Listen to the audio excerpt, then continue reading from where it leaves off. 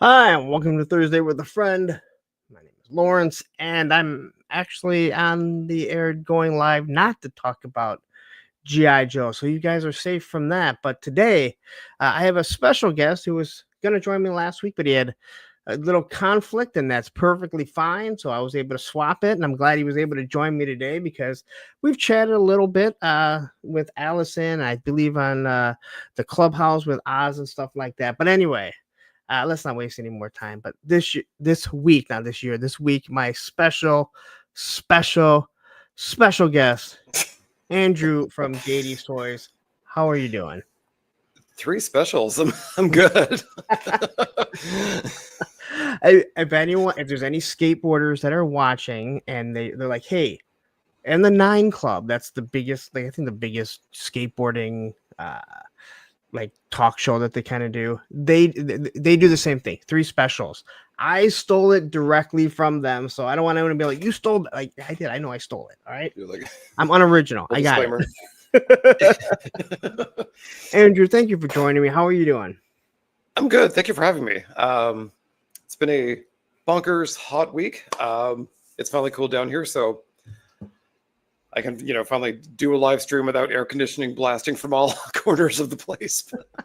It's in the high 70s today, so it did cool down, but it's still pretty. It's it's the hundreds here. Like it's ludicrous.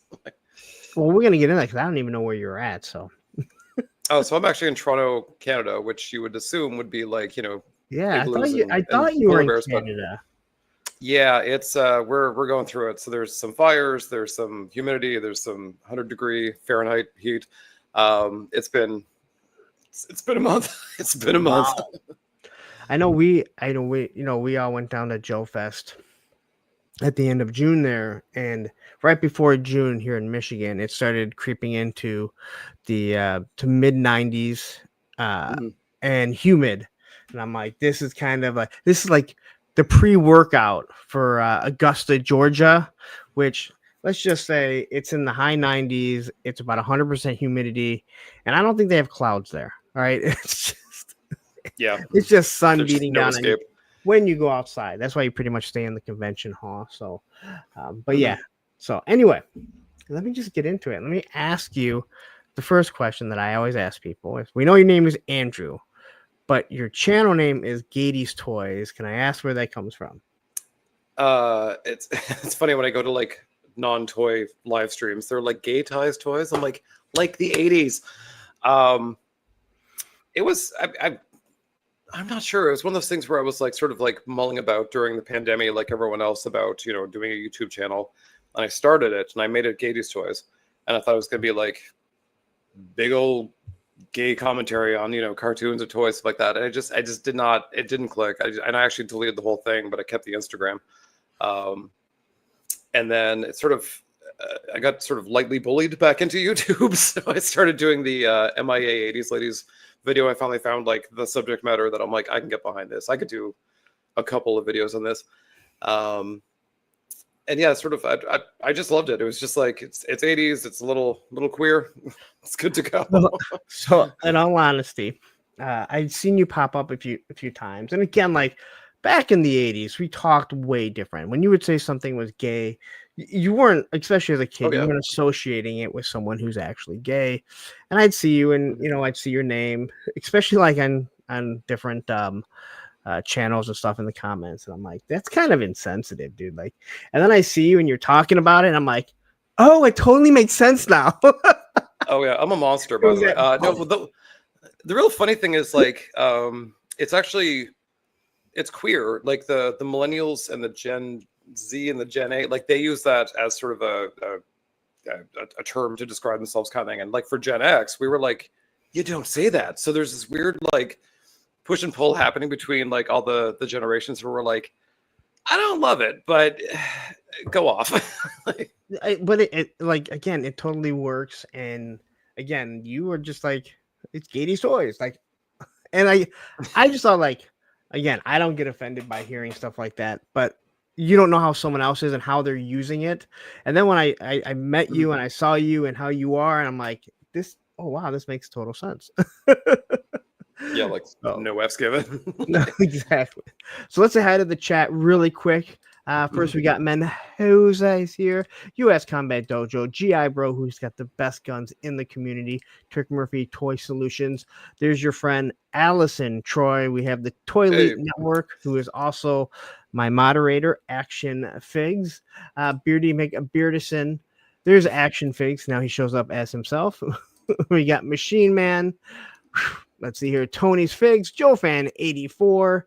And I think that is that. Oh, we got Johnny Reno and Madrick right now, but we got 24 people. So please hit that like button if you haven't. Also, just so you know, in the description is a link to Andrew's Instagram and YouTube. So make sure you head on over there, hit that like, hit the subscribe, and do all that really, really fun stuff. So, all right, D-Generation X.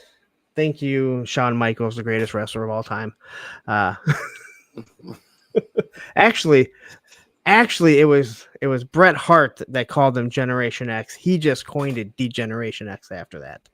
Do you mind me asking? Even I know this. Well, you'll see it come across, man. Like you'll see it come across every now and then if you're a wrestling fan, where Bret Hart calls Hunter and Shawn Michaels Generation X, and they're degenerates, and that's when he named himself D-Generation X. So it's pretty. What a time. So, do you mind me asking how old you are? I am. That's a good question. What am I? 46. I forget. Like it's always a surprise to me. I have to do this like math equation every time. I'm like, 79 is. Well, yeah. you just have to remember the day you changed, and then you're like, all right, let me just put this in, and then I'm gonna remember it. It goes for a whole year. Yeah, there's a whole year I get to be here. It's one of those things. I remember, like, you know, even like late 30s, like I forgot, and I remember especially, and this probably goes for like straight folk as well. If you're like dating online kind of thing, it's like when you say you're like 29 or 39 or 49, you're lying. So when you actually are that age, you're like, hurry, hurry, hurry, go, go, go.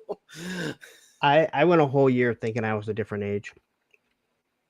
What age was it? I forget what age it was, and the only reason why I know was because it was on MySpace.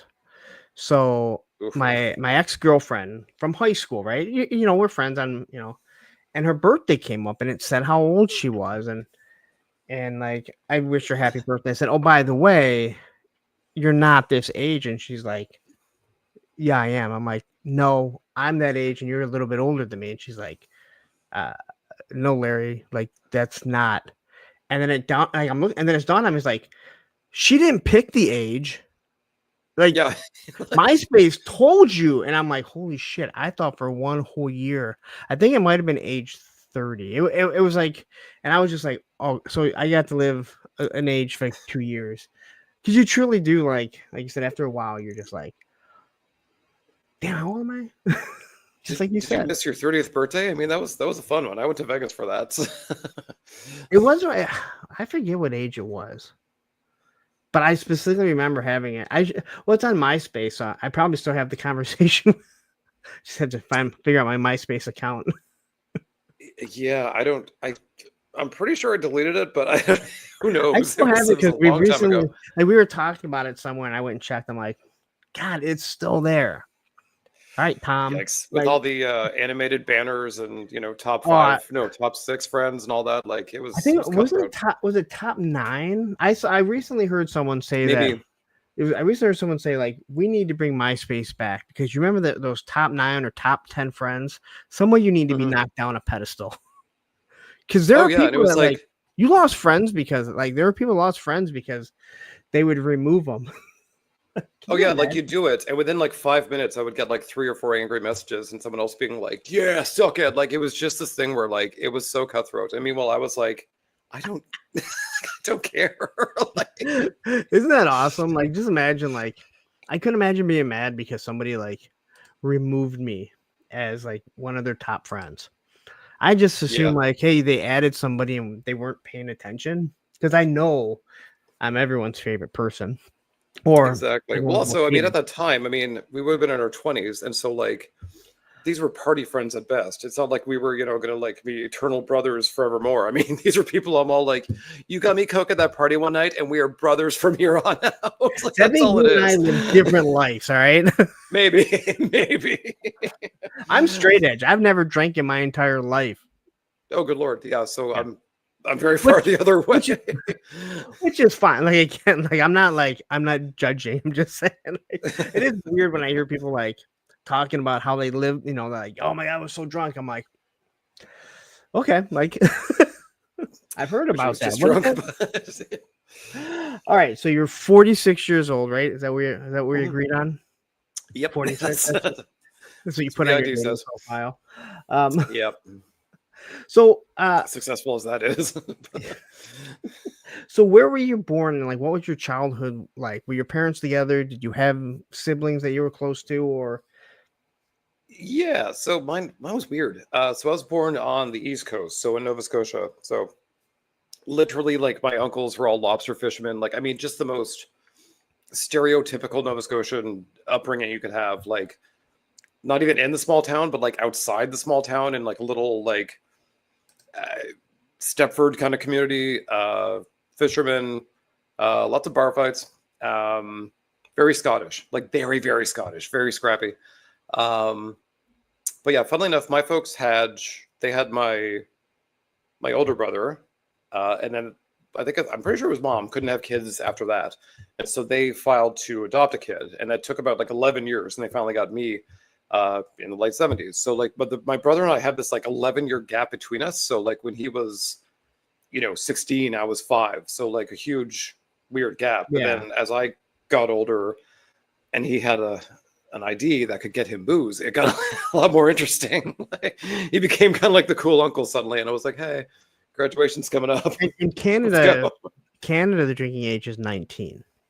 Mm-hmm. And I know this. And I mean, like, and the thing is, like, I mean, like, tell a 18 and 19-year-old apart by looks. You can't. Like, so no. I mean, I had enough fake IDs in my day where I could sort of go and do as I please. But I'm like, no.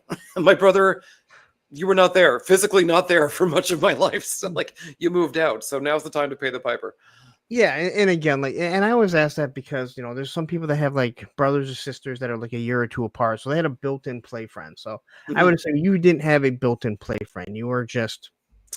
Yeah, I mean, I was lucky because, like, again, this was such a.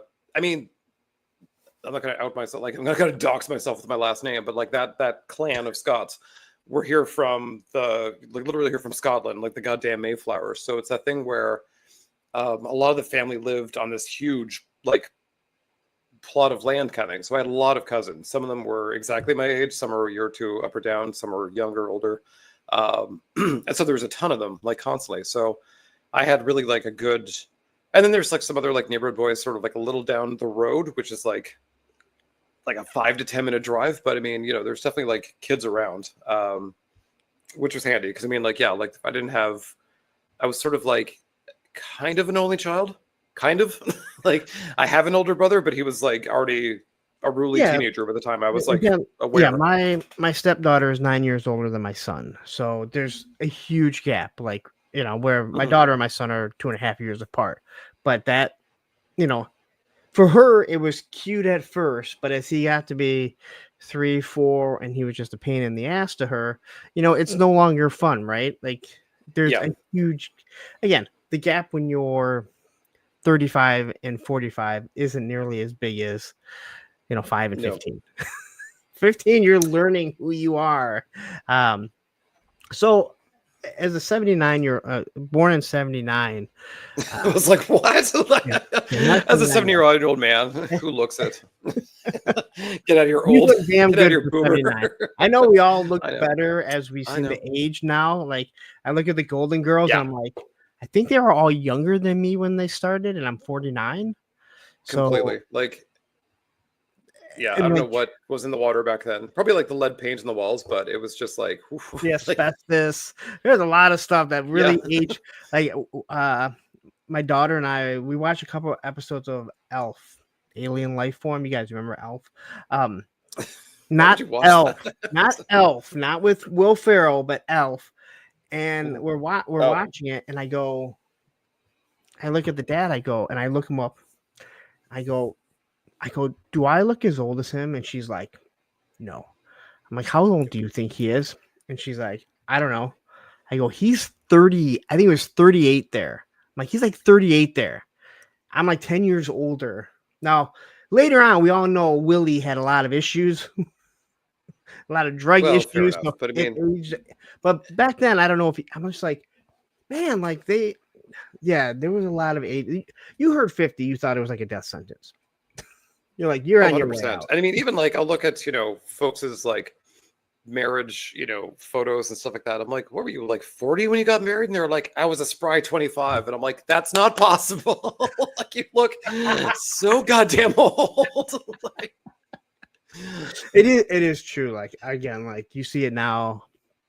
Again, how I'm 49. I'll be 50 in December. And it's like, all right, I know I don't look it. I do have the gray, but if I shave all this off, I look like a baby. yeah, I the gray's look, coming in. I look like a baby. I don't know what looks here. All right, I don't know how much gray. I know that it's shiny up here and it's receding. Let's just get rid of it for right Like, now. that's all I need to know. But as being born in 79, again, I was born in 75, so I have a little bit different memory of the first toys that I had. And I don't mean like the first toys you fell in love with, but do you remember like the first toys you remember playing with? I know for us, like there was Adventure People, some Yep. Migos maybe. Do you remember like the first Yeah. toys you played with?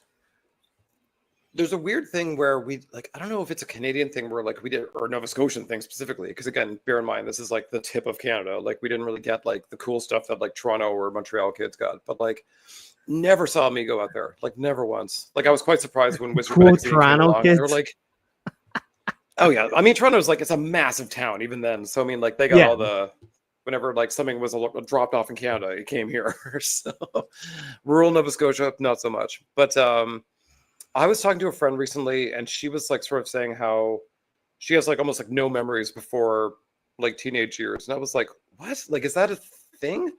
Versus me, where I'm like, I remember like 2 years old, 3 years old, like a lot, like vivid memories. So like, yeah, I had the first things were absolutely like Adventure People with the I had this like garage, and it came with like the little black dog with the cloth ears. It came with a man, a woman, I think some kid with a ball cap. Okay. And this garage was this big brick of a car that would go down the ramp of the garage. I had like a Big Bird kitchen, which I loved, and it's so ironic because I don't cook at all. Like, I had this like, my folks were like, he's going to be a chef. He's going to have this culinary. I'm like, no. I don't know if it was down for Big Bird or what it was, but love that thing. And a duck. Most importantly, I have so many photos too of this big yellow duck with like handlebars on the side of his temples. I think And we were like literally ride or die. Like, I mean, I rode that thing down the stairs. Like, I just like, I love that thing. I know I recently had someone on, I don't remember who it was, and they brought up this this medical set, this Fisher Price, and I'm like, wait, and it brought back a memory of one that I had, and I found the one that I had, and he's like, no, that's not what it was, but it had certain aspects, and as we kept searching, we found the one that he had, because it had like it was a little cart. Like, I had one that like opened up. I don't even know where I got it. I don't know if it was a hand-me-down or what, but it was great. Like, I'm like, I totally forgot about that. Like, I completely forgot about this medical set. It had like the blood pressure. Maybe that's why I have high blood pressure. And Yeah, early that's on, I not was familiar actually. It was Because this the weird thing too little. is like my brother had toys, not many, but he was like, I had like the furry Kung Fu Grip GI Joe. I had from my brother, and I had like we had a Atari kind of thing. But it's like there's some things like I know were very and also he had a lot of Lego, OG Lego. So it was just like yellow, blue, red. That's all you got. So like in just like 3 different kinds of bricks. So I had a lot of that. And I got super jealous when all of a sudden like everybody had like, here's purple Lego, here's off peach. I'm like, eat shit. Like, I had nothing of the sort. SES Dog says, oh, come on, something highlighted right in front. Tom Cruise is currently older than Wilford Brimley was when he filmed The Firm. Well, again, look at those guys in Cocoon. They were like, I think they were in their 40s. Like, and they were talking about like dying and retiring, and I'm like, can I die or retire, please? Like, I'm done. I'm cooked. I'm not gonna die, but retire would be pretty sweet. which I'd technically be fine my with that first. company will allow me to retire, but the U.S. government says you ain't getting shit for a few more years. Yeah, that's the thing. I've got a pretty good pension, but I need both to actually make it a go.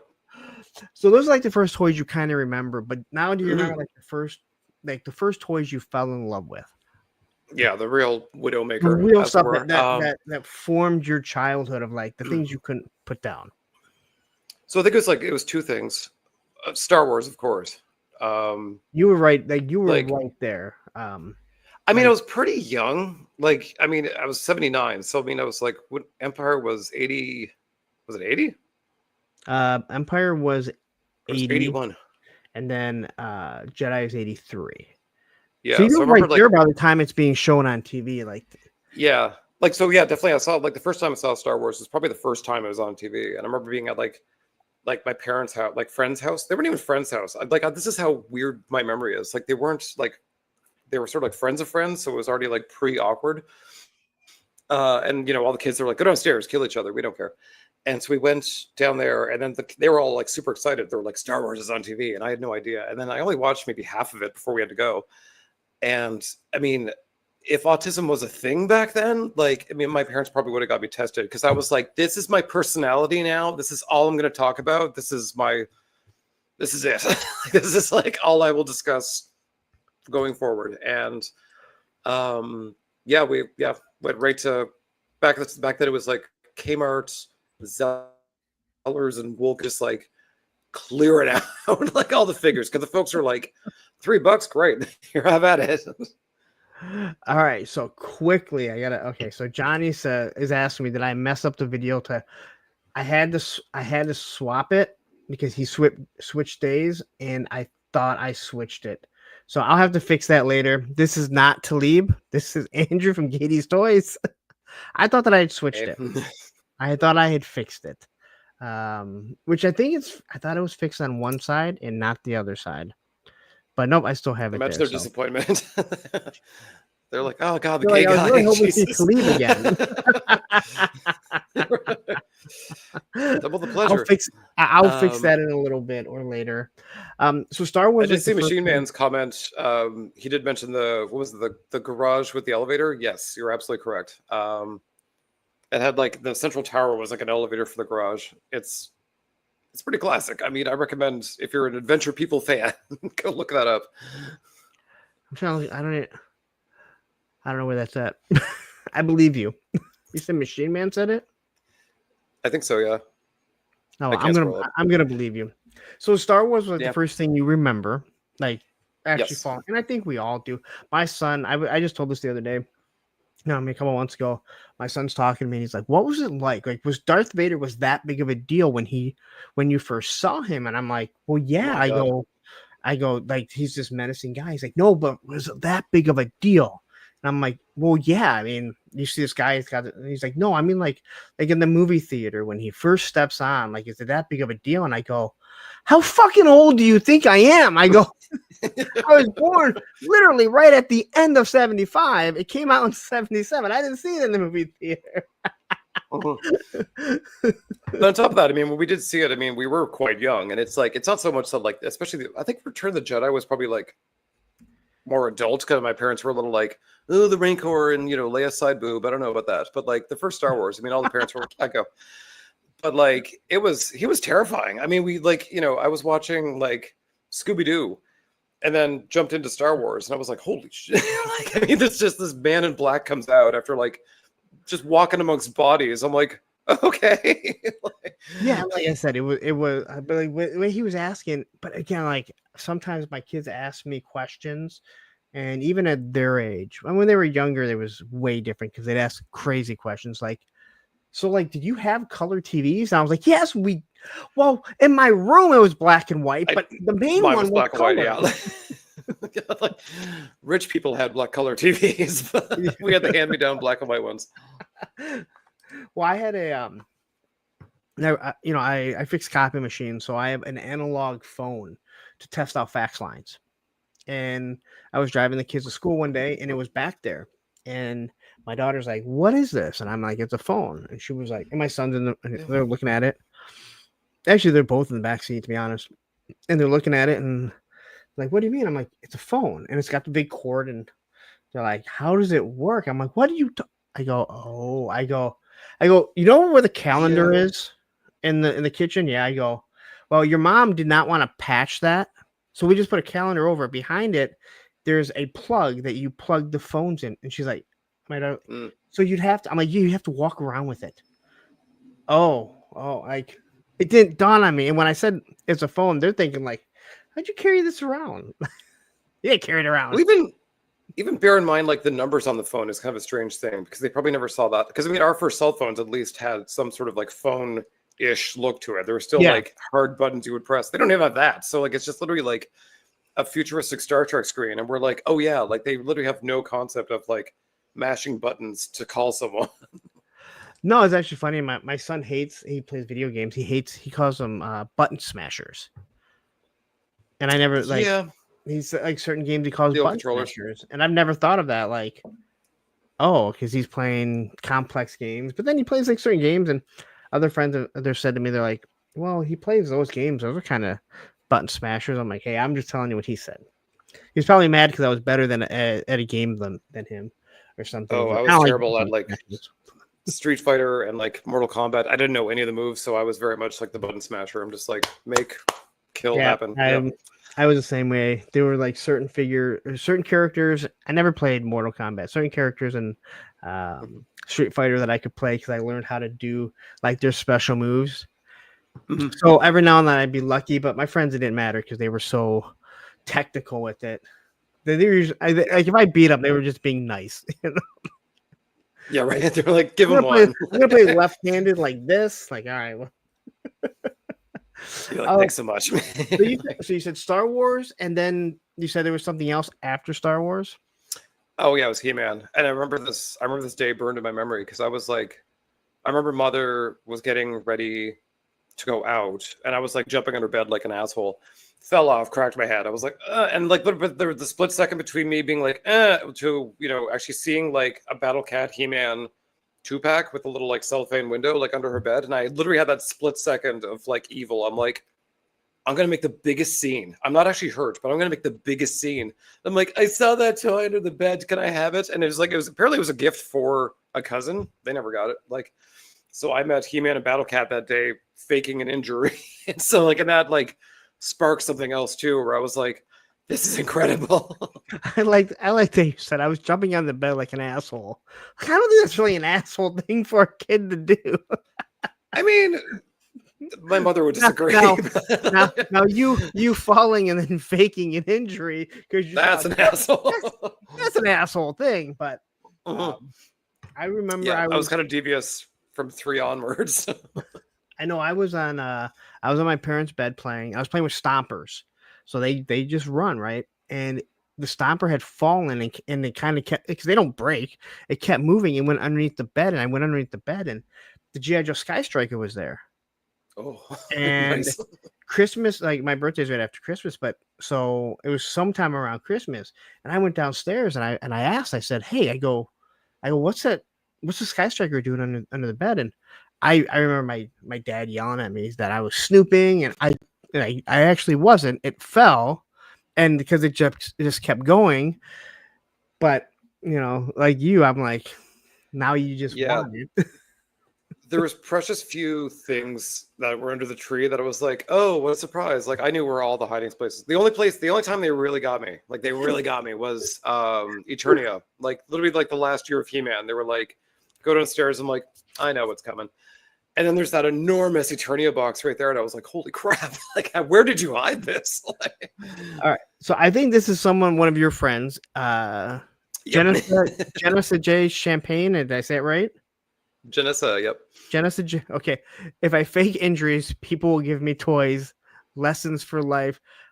You know what? I didn't even think of that. But every Monday night now, on my Monday night show, I'm probably going to be faking an injury and seeing if someone wants to send me some toys or some super chat so I can buy toys.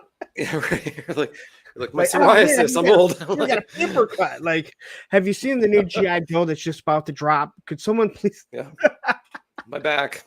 It's just Well, horrible hey, shape. we don't fake about our. We don't make jokes about our back because at this age, We don't have to. Yeah. Like it's just bad. Like, yeah. And my ex, like 4 back surgeries, I've dealt with all of them with her. So God. I don't fake about that stuff. And I tell people, I go, if I ever wake up and I feel 100%, I'm just gonna assume I'm dead because I'm never waking up feeling 100% again, right?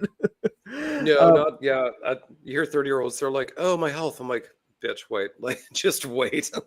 Well, a few years ago when I was skating all the time, and I'm skating with my friends, and they're like 20 years younger than me, right? And they'd be Mhm. like, "Oh, I skated yesterday. I'm sore. I'm not gonna skate today." And I'm like, "Dude, you're like 25 years old. I don't want to hear this shit. All right? Yeah, If I could like go out when and you do it, even though my skills aren't nearly what yours are, how my skills have never been what yours are, let alone what they are now. If I could do 2 days in a row, I think you can muster it up at 25. You're still 100%. I mean, like if you get up off a chair and A, do the dad noise, and B, sound like a transformer, like you yeah. Talk to me then. Like when when you get up and something pops and you go, that wasn't supposed to pop. But when you say yeah, it, you're like still I don't know not what sure that is. exactly. Yeah, you're still not sure what actually popped. It's below the waist, but that's like Yep. that's where Could you've be narrowed it anything. down. It was below the Yeah. waist and it popped. I'm not sure exactly where.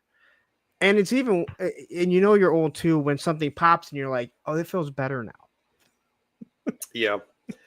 I mean, I never thought I'd be like a chiropractor kind of person, but I go and I'm all like, just beat me up. Like I'll pay top dollar. Like just All right, throw me around the room. Like, Matthew, he did not say that. He does not say chiropractor, Matthew. Matthew's a doctor.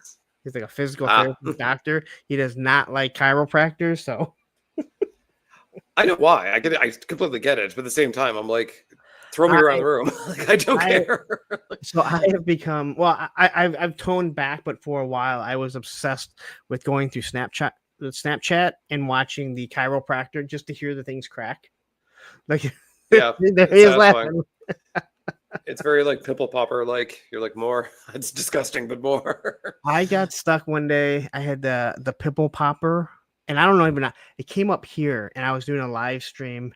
I think I was with. I was a live stream with I think people, and I'm watching it. And I was like, "This is so disgusting," and it wasn't even Yep. like it wasn't popping. It was just pushing them out, and I'm like, "This is so disgusting," and I couldn't get it off. Like I just couldn't. Believe me, I probably couldn't get off after that, but that's a whole other story. So I got some pills for that. So He-Man, Masters of the again, I don't know. Did you know it was called Masters of the Universe, or did you also think it was called He-Man till later on in life and you went, oh my god, it was called Masters of the Universe? I feel like it's one of those things where like you unconsciously knew, but it's sort of like how logos kind of become blobs, like almost like shapes kind of thing, where it's like you sort of like you don't really read the words, you just sort of recognize. Because the thing is too, like Masters of the Universe has not really changed its logo that much in the past 50 years, whatever, but like you just see it and you don't actually read the word, you just sort of see it and you're like boop. And then of course like He-Man the Masters of the Universe cartoon kind of like muddied the waters, and I'm like, what is it called exactly? So it's that thing where and it wasn't until I think 2000X cartoon where they actually started calling themselves Masters, and I was like, I don't like that. Like, I do not like that. I don't know why, but I was like, bleh. I will say this: when the Origins cartoon versions came out, I remember thinking when they were announcing them, I'm like, dude, what are you talking about? Like the cartoon or the cartoon figures looked exactly like the original Master of the Universe. And then you saw them come out, and then you went, "Oh my god!" Like your brain, like at least my brain, I just assumed like, "Oh yeah, oh yeah, dude, like Man at Arms looks like Man at Arms and He-Man." And then never when had a you mustache. see them, then you're like, "Holy shit!" Like, what the hell was going through my mind? No, I remember being like really ADHD about it because I was like, I wanted what was on the like on the show, and the toys would come out, and I was like, I mean, and the thing is too, like they didn't make that many cartoon characters. Like they would sometimes, like Orko, and then Prince Adam when he came out, he very much looked like the Filmation version of him kind of thing. But like by and large, everyone else, like they really simplified the looks, and sometimes went off of really early concept art and never actually like, kind of Filmation and Mattel never really met again. So you'd see some characters like Tongue Lasher or who's another one? There's quite a few of them where they look nothing alike at all. It's just basically like the time between them makes a toy and make a cartoon. They just took off in different directions. And that might have been it that I wasn't really into. But there's a lot of people now in the G.I. Joe fandom that's like I just want proper cartoon characters. And I know guys like myself will be like, it's not based after the cartoon. Like there's a lot of people that don't realize they've never read the comic, and it's like the toys weren't based after the cartoon. The toys were based, and then there was a comic book. The cartoon did their own little thing, Yep. So like a lot of people don't realize that. Larry Hama involved in both. Like there was a little more synergy between the comic and the toy line. Yes. And thank God for him. Like he is the George Lucas of G.I. Joe. Like he truly 100%. Like I mean, there's wouldn't be him. I mean, the thing is though, I mean, I've bought many a G.I. Joe line over the year, but I mean, like I did, despite their flaws, like I did like the Super 7 line. There's a few figures I like. I know some people are gonna be mad, but I mean, like at the same time, like they're Duke, they're Scarlet, they're Destro, they're Baroness. They're really good. Everyone else, not great, but and the thing is, like those were like cartoon versions, and I like them for that. But I will give them like those Ultimates. I mean, they are cartoon accurate, like when you look at them, but they just have so many flaws that you go, why? Oh, yeah. Like, well, the other problem too is like and the reason I'm not like a Super 7 defender, but they use most of my collection. It's over here. It's mostly like Masters of the Universe classics, and so Super 7 Ultimates very much took that and ran with it, and it's evolved over the years, but they still very much use the classics, which is like grossly out of date now, but it's still like this is my jam. Like this is like most of my collection is that exact style. And people even say that about Mythic Legions, and finally they're starting to like be like, we have to change because here comes this Savage Crucible who's just like great design, great paint, great accessories. Oh, and they can actually articulate. We got to start. Let's not be Blackberry. No one wants to be Blackberry where you go, hey, we're Blackberry. No one's ever going to never going away. Yeah. It's a thing. I mean, even you look at like Marvel Legends, I mean, like what they've done even the past like 2 or 3 years, like compared to like 10 years ago, kind of when they were revolutionary, when they had like the Bucky Hat body and the Moonstone body. We were like, wow, this is the new gold standard. It's way past that now. So with much better paint, no less. Classified his own thing. I love them. I know we all do. That's the problem. Well, not a problem for Hasbro, but a problem for some of us. So what was it about Master of the Universe that you gravitated to? I think because they sort of played both games. Like it was very fantasy, Conan, Barbarian, but then also all this sort of sci-fi element in there. So I mean, like they really had their cake and ate it too, because you could sort of have aliens, you could have dragons, you could have wet magic and like a spaceship. Like you could literally do anything. So it was very handy for a play pattern, like to watch the cartoon for one thing, but also like as a play pattern to like go home and you're like, I could do anything. And these guys could play with anyone. So I finally get someone on that could say, because I'm a gay man and they're in loincloths, and I don't even get that. No, like the thing is like, it's a thing where like, I mean, if anyone knows my channel, I talk about the chicks. And here's the thing about the gays is that at some point, usually young, did you just refer to them all as the gays? The gays. But like they all this is universal. I'm speaking for the entire community. You pick a diva and she's your ride or die, and you will like, even if she's controversial, even if she's nasty, even if whatever, that's your diva for life, and you will stand by her. It could be Cher or Beyonce or Madonna or whatever, but for the nerds, it's like it's a lot of the cartoon characters, it's a lot of Tilas, it's a lot of Chitaros, it's a lot of Scarlets kind of thing. So and that's the thing. I mean, like the guys in loincloths, I'm like, I don't give a shit about. But like Tila was my ride or die. So like, that was very helpful. That's awesome. I'm glad you're open. I'm glad we can talk like this, because if you ever watched me, like I kind of say what's on my mind, and if Yeah, don't worry about stumbling through whatever with me. So anyway, okay, so Master of the Universe, like, was that like, did that overthrow Star Wars? Because Star Wars kind of like it just came to a screeching halt. Yeah, so what was it? Like He-Man was 82, let's say, when it was really like out there, kind of. 82, Well, 83, and I maybe think 83 even. 84. Yeah. And by that point, I mean, Return of the Jedi was certainly like, winding down. For the Here beginning. comes the fur bikini portion of the show. There's plenty more where that came from. Yeah, I mean, Jedi was running down, and they were like, "Here's Ewoks and droids," and I was like, "No, thank you." And so, like, He-Man really did kind of fill that void. But unfortunately, I mean, like, I wasn't huge on Transformers, but GI Joe I loved. But the problem being is that especially my mother, she was like very collector oriented. She's all like, "If we're gonna go here, we're gonna go here. Like, you're gonna get every single damn toy." Really? And she would like drive to other towns, and she would like harass like store clerks. Like, she was like, "We're getting the whole thing." But I was like, "Can we get a GI Joe?" And she was like, "Hard no." Like, and I really wanted them, but like, she was like, "Yeah, we are laser focused on one thing and one thing only. So that's just how it's going to be." And I'm like, I'm fine with that, but at the same time, there's many other things coming out.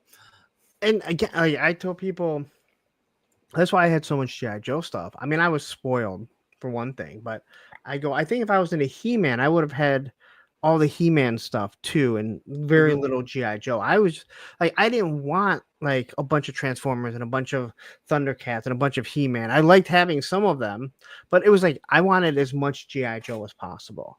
And it sounds like, yeah, with your mom, well, my dad was, I guess he was still the same way. I mean, again, he buys me the aircraft carrier for Christmas and has to give me 8 shipwrecks because you need sailors to go with it. exactly. I won't tell the story because everyone knows it and they yell at me about it. But like, I guess my dad was kind of the same way. But he was also a sailor, so he felt you got to have sailors on your aircraft carrier. It's just pragmatic. I mean, meanwhile, I'm like, "Can I have like more than one stormtrooper?" And they're like, "No, you have one at home." I'm like, "That's not how this works." Like, And that's also what's really crazy about when my dad bought all that stuff. Yeah, Alice, this is what story? Yeah, I didn't have army builders of anything else. Not like I had a bunch of Cobra Troopers or a bunch of Vipers. It was just the sailors, probably because my dad was stuck with a whole bunch of sailors for 4 years or whatever. I mean, there's like a sale or something. I don't know. I mean, I figured shipwreck would sell better than that, but Well, my dad bought them all, so I guess I was stuck.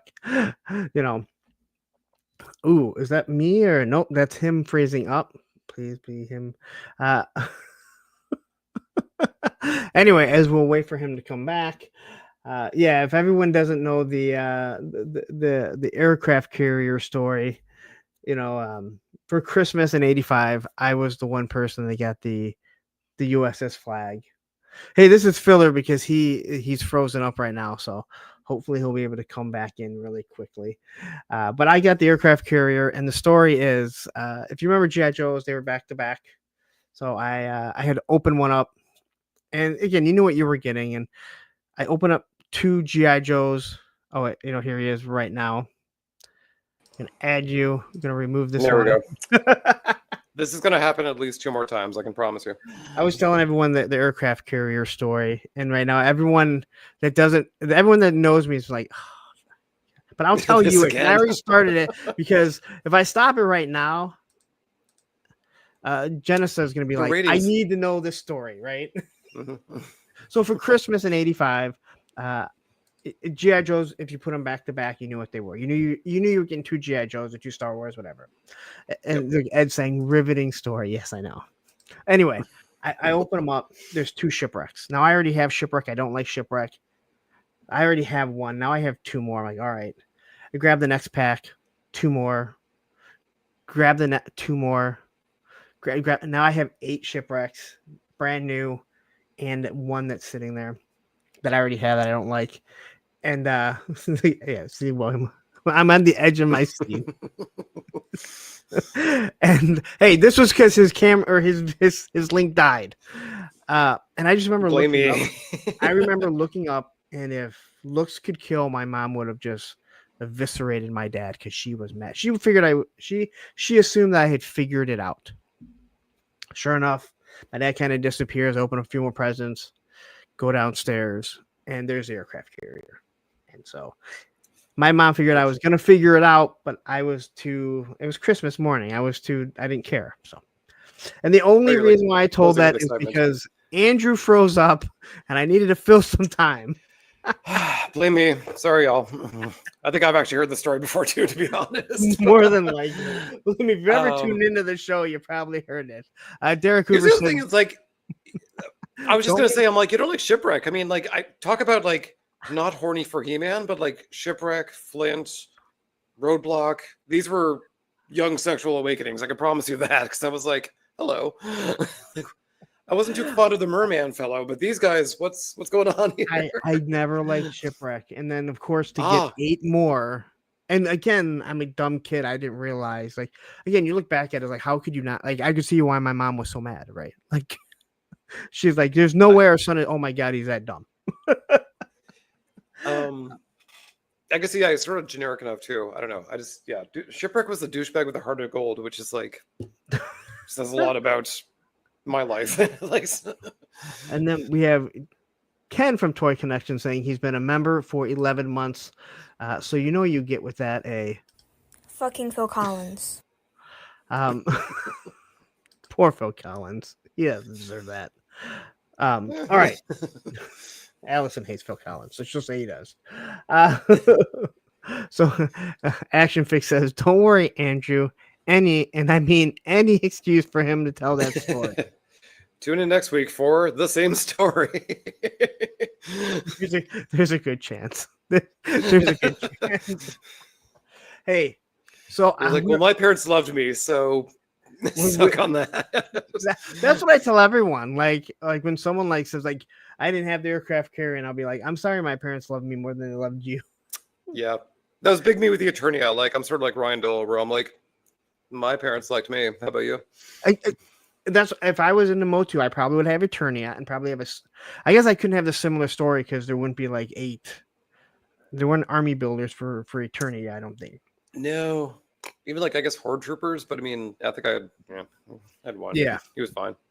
All right, so you get into He-Man. How long before you like? Are you still into toys when you're leaving elementary school, going into middle school? Now, do you guys go from elementary to middle? Or is it like all one? Yeah, we call it, and it changes by province here, but like in Nova Scotia, it was like elementary school was like sort of like 1 to 5 or 6, and then junior high was 6 to either like 8 or 9. Okay, and then high school. Just depending on the class size, because it would like sort of shift back and forth. Like sometimes if the classes were smaller, you would we'd tack on a grade on a different school. So yeah, that's very similar. We were kindergarten to 5th, then 6th to 8th, and then 9th to 12th. And Radnam says Larry doesn't talk about it a lot, but he does in fact have a flag. You guys think it's funny? Okay, I'm at Joe Fest. In all honesty, and I'm upstairs. I'm talking to Firefly and Patrick Stewart, and we were talking, and I mentioned something, and they're like, "What story?" I was like, "Don't tell me you haven't heard the story." And they're like, "No, seriously." And I had to tell it. And then when I tell the guys, they're like, "Oh, I'm like, my God, they asked me about it. What am I fucking supposed to do?" You're like my hands are tied. No. All the guys downstairs, they've already heard it, and they don't want. Yeah, like everyone just leaves. They all wish they could. You notice they all stayed. Like no one left. Oh. Viewership drops off. And Derek Cooper says high school is actually called Degrassi up here. This is accurate. This is very accurate. I live by Degrassi. Like it's the little school that was the Degrassi stand-in is like down the street from me. And every time I walk by, I'm like, what wild? Like it's just a thing where I'm like, I live here now. Weird. So okay, so you go from elementary school. We'll just use elementary school into middle school because it'll be easier for me. Are you still playing with toys? Because I find like at my age, when you went into 6th, 7th, and 8th, you were still playing with toys, but you kind of hit it. And then 20 years later, you realize we were all still playing with it, but we were also scared to admit it. So were you still playing with toys or did you start to get out of them? Oh yeah, no, I don't think I ever stopped, like ever. So I mean, like He-Man kind of went to like 87, so I would have been sort of like brushing up into junior high kind of, but it's like Ninja Turtles hit, and my folks even were like, could you not? And I'm like, could you shut up? And so like I got into that. Didn't have as like it wasn't as like completist. Like I sort of like wasn't, didn't go as hard as He-Man and Star Wars, but like certainly like Ninja Turtles, other random stuff, especially like I was starting to like, hang out with like cool old friends kind of thing. So I would just like steal things if like I was at a store and I wanted like Pirates of Darkwater or whatever. I'm like, I'm just gonna steal this. Thanks. Because I didn't have a job yet. So fake injuries and steal kids. That's the way to do it. You are kind of sound like you were a little asshole. Wait till the teenage years come. Just you wait. It gets so much worse before I get to... So you're still kind of like hiding the stuff, but you're not. It's not as open. I mean, I had something else to hide. So when that's also going through your head and taking up like major CPU in your brain, you're kind of like, I don't care. Like I've got bigger fish to fry. And that's like totally understandable because like I've always had my G.I. Joe stuff out. Maybe because I lived in I slept in my basement too. But when you're a skateboarder and all your friends are skateboarders, like you're already, especially in the late 80s, early 90s, you're already at the bottom of the barrel. So it's not like your skateboard friends are gonna make fun of you because you had some toys out, right? Like, so and the thing is, like, I mean, kids now, they're like, I saw an MCU or a Star Wars, so I'm a nerd. And I'm like, shut your mouth. Like when we were kids, nerds were like beaten within an inch of your life. So it's not like it wasn't cool. So and that was the thing too, the nerds tended to like glom together. So like I remember in high school, Power of the Force came out, and I made friends with my friend Matt, and he was like super into it. And we were kind of like at first really quiet on the down low about collecting and stealing Power of the Force, but also like say liberated, be liberated. Yes, exactly. We were anti-capitalist. What can I say? I was a revolutionary. But it came to the point where like like the special editions were coming out. We were buying Star Wars figures. We just stopped caring. We were just like, it was just like the open secret where we're like, well, we're doing this and we're going hard and it is all we talk about. So this is my personal, and likewise, comic books, I still watch cartoons, like, and there were so many people like, and again too, I was like friends with, being like the closeted gay man, I was friends with all the hot chicks. And so they like very much had me insulated in the herd. So if the jocks wanted to bang the hot chicks, they had to be nice to me. So like literally I was like, I can say or do anything and like there's no repercussions. I feel like that is a storyline in so many TV shows and movies right there. It's tacky, but it's true. Like it's really like it's true. It really is. So then when you go into high school, like what are you doing in high school? Like what age did you get into hockey? I'm just assuming you're Canadian, right? Like I was a swimmer. I'm very team water. So like I went like ice is water frozen. So it sucks though. Like I mean, pushing a puck around, I hate it. Like it's stupid. Also the equipment smells. I don't know. It was not my jam at all. But it's like I was huge into swimming. Like I was on the swim teams. I was lifeguard. I was like all the stuff. Who's gay? Jay. He was silent. It's GH. Jay Gayties. I was like, and the thing is, like, I made a career out of like lifeguarding and going to like summer camps, usually in the States actually, because the American dollar was better. So I'd go to the States for summers, make a ridiculous amount of money, bring it back, double it because of the exchange rate, and then just live like a king for like 6 months. Okay. So if you were a lifeguard in the late 90s, tell me you did what? Very Baywatch. I had like the French cut bathing suit that came around. Did you guys act it out like the slow motion? Yeah, come on, you had to. I mean, like, you sort of start the conversation, you were like, oh, this bullshit, blah, blah, blah. And then, like, they were like, everyone admitted that we watched it. We were like, yeah, I saw it last night. Like, yeah, I saw them with welding equipment on the beach. Yeah, that's something we have, of It course. was Like, the number one show in the world for a reason. Yeah. Somebody was watching for a it. reason. All right, for reasons, okay? There was 2 good reasons. Let's just to be honest here.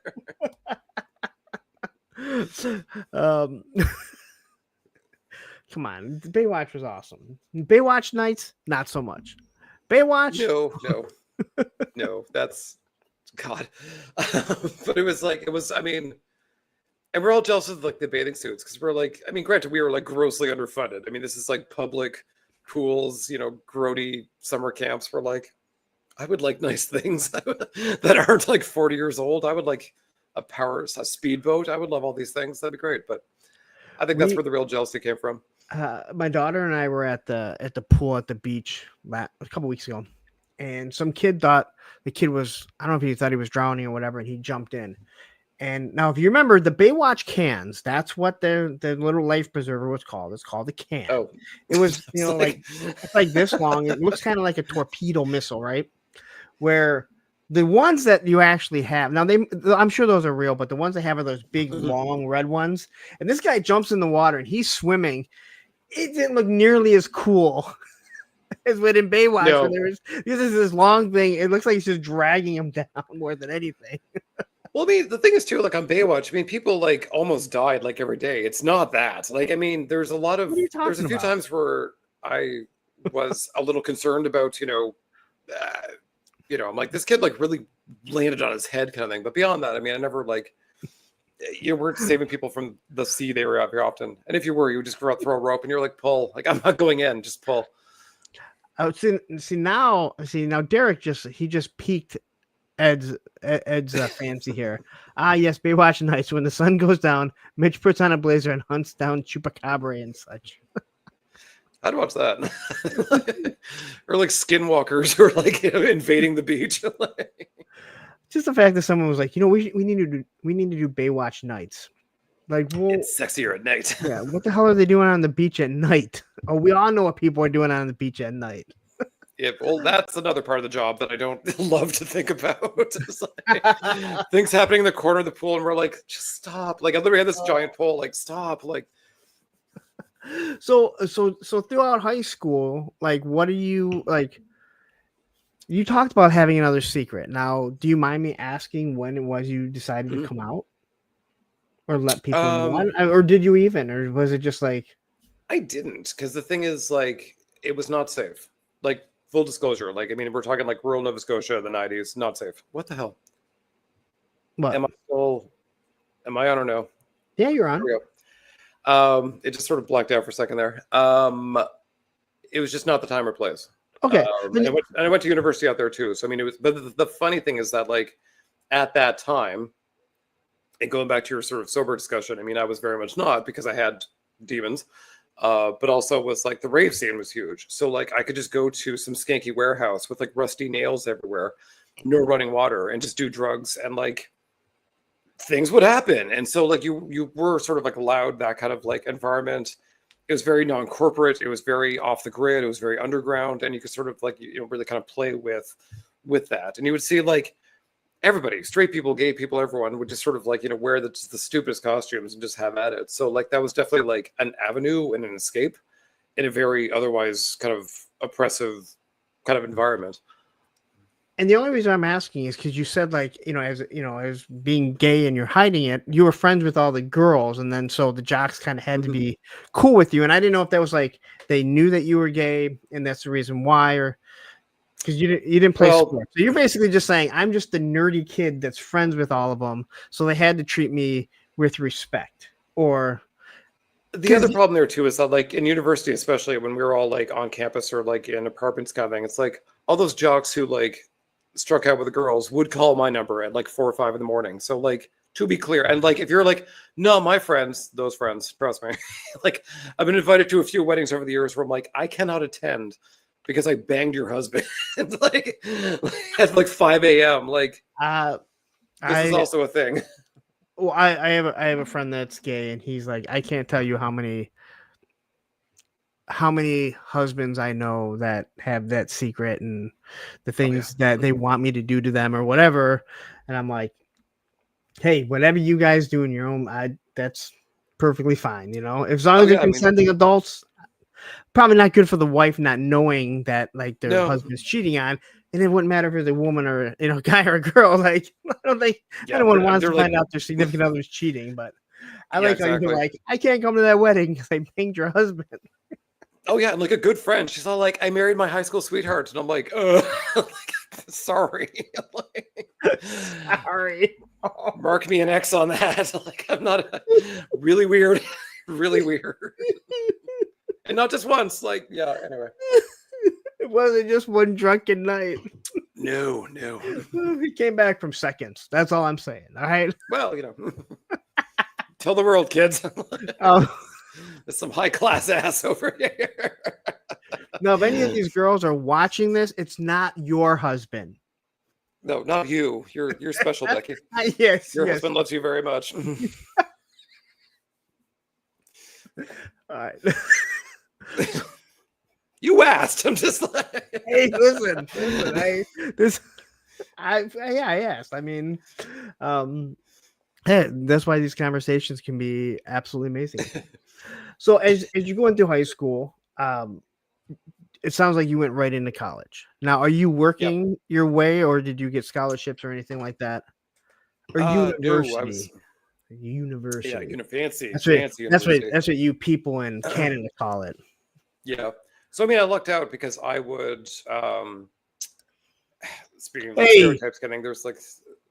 Like Derek's Wham. insulting my flag story. All right, don't make me tell you the WrestleMania 3 story. All right. With drop the L words. But I draw. Yeah, I lucked out because lobster season. This is like stereotypical Nova Scotia. Lobster season was May to June. University finishes like end of April, early May. Fish for 2 months, make probably about like $2,000 90s money, and then I would go to the summer camps for July and August in the States, make the American money, bring that back. So like I would actually pay for university like in cash, all my books, most of my rent. But then like some like kind of like off-sea oiler. I mean, like the first like 2 weeks back in university, I'm like, I'm rich, and then like would be broke, like beyond broke, immediately. So then I'd go to McDonald's and sort of work my way through there. So Johnny Reno says, Andrew, has anyone ever mistaken you for Jason Sudeikis? I've heard it before, and I don't. And I would have never seen it, and now I'm like, maybe. Yeah, I wouldn't have seen it till he said it, and now I'm like, yeah, even like the shirt that you're wearing is something. Actually, yeah. that, and I'm sorry, all I'm thinking about is horrible bosses. Oh, that's the dream, actually. At least I didn't say like Steve Buscemi, so that's fine. You're like, what? Okay. Did anyone ever tell you look like a toad? I'm like, no, thank you. All right, so you go into college or university. University. What did you go for? And at this point, like, are you, because you were still like collecting toys this whole time, you said, correct? Or you were into trying to. I mean, yeah. I mean, I was a poor, so like it was, and I mean, like at that time, we were talking like probably like 98, 99, getting into 2000. So like Power of the Force was sort of like, episode 1 to sort of come and of dominated and kind of messed things up for a while. So like I did have a little reprieve there. So like, so still very much into like Star Wars, but also like, I just found like, toys outside of Star Wars wasn't great at that time.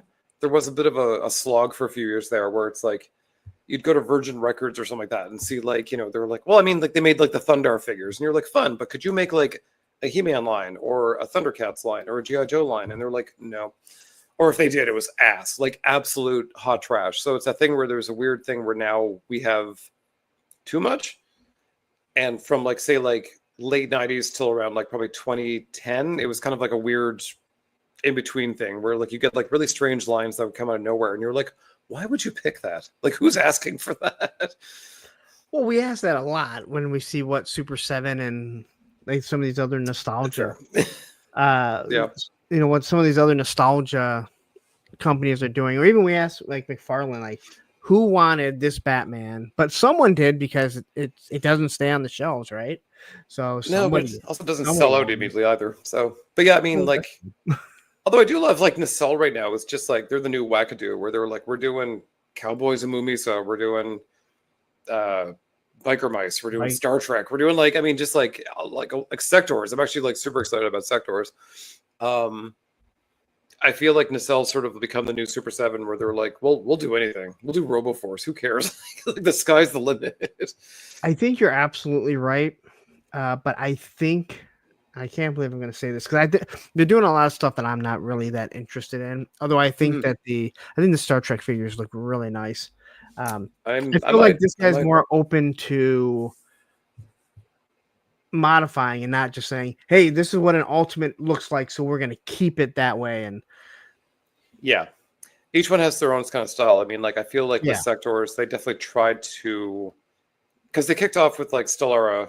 They're like, look, if you just want one figure, this is probably it, because it's the one figure you didn't get back in the day. So like, we're gonna stick mostly to the same construction, a little more articulation maybe, but like beyond that, like you're gonna get missing links more so than like a complete redo. But I mean, like, yeah. they're gonna announce some more figures next weekend, so we'll see what the plan is with that. For what? What figures? Sectors. Oh, for Sectors. I don't know. Yeah, Wave 2. I feel like they announced it about 2 years ago, and it was supposed to be a villain they never made and like the main villain. But then they just went dark. It just went silent. And I'm like, are you still doing this or not? And Brian actually reached out to me and he's like, just wait 2 weeks. Like, stop harassing me. I will say that I was kind of disappointed because they were at Motor City Comic Con and did a panel, and I had no idea.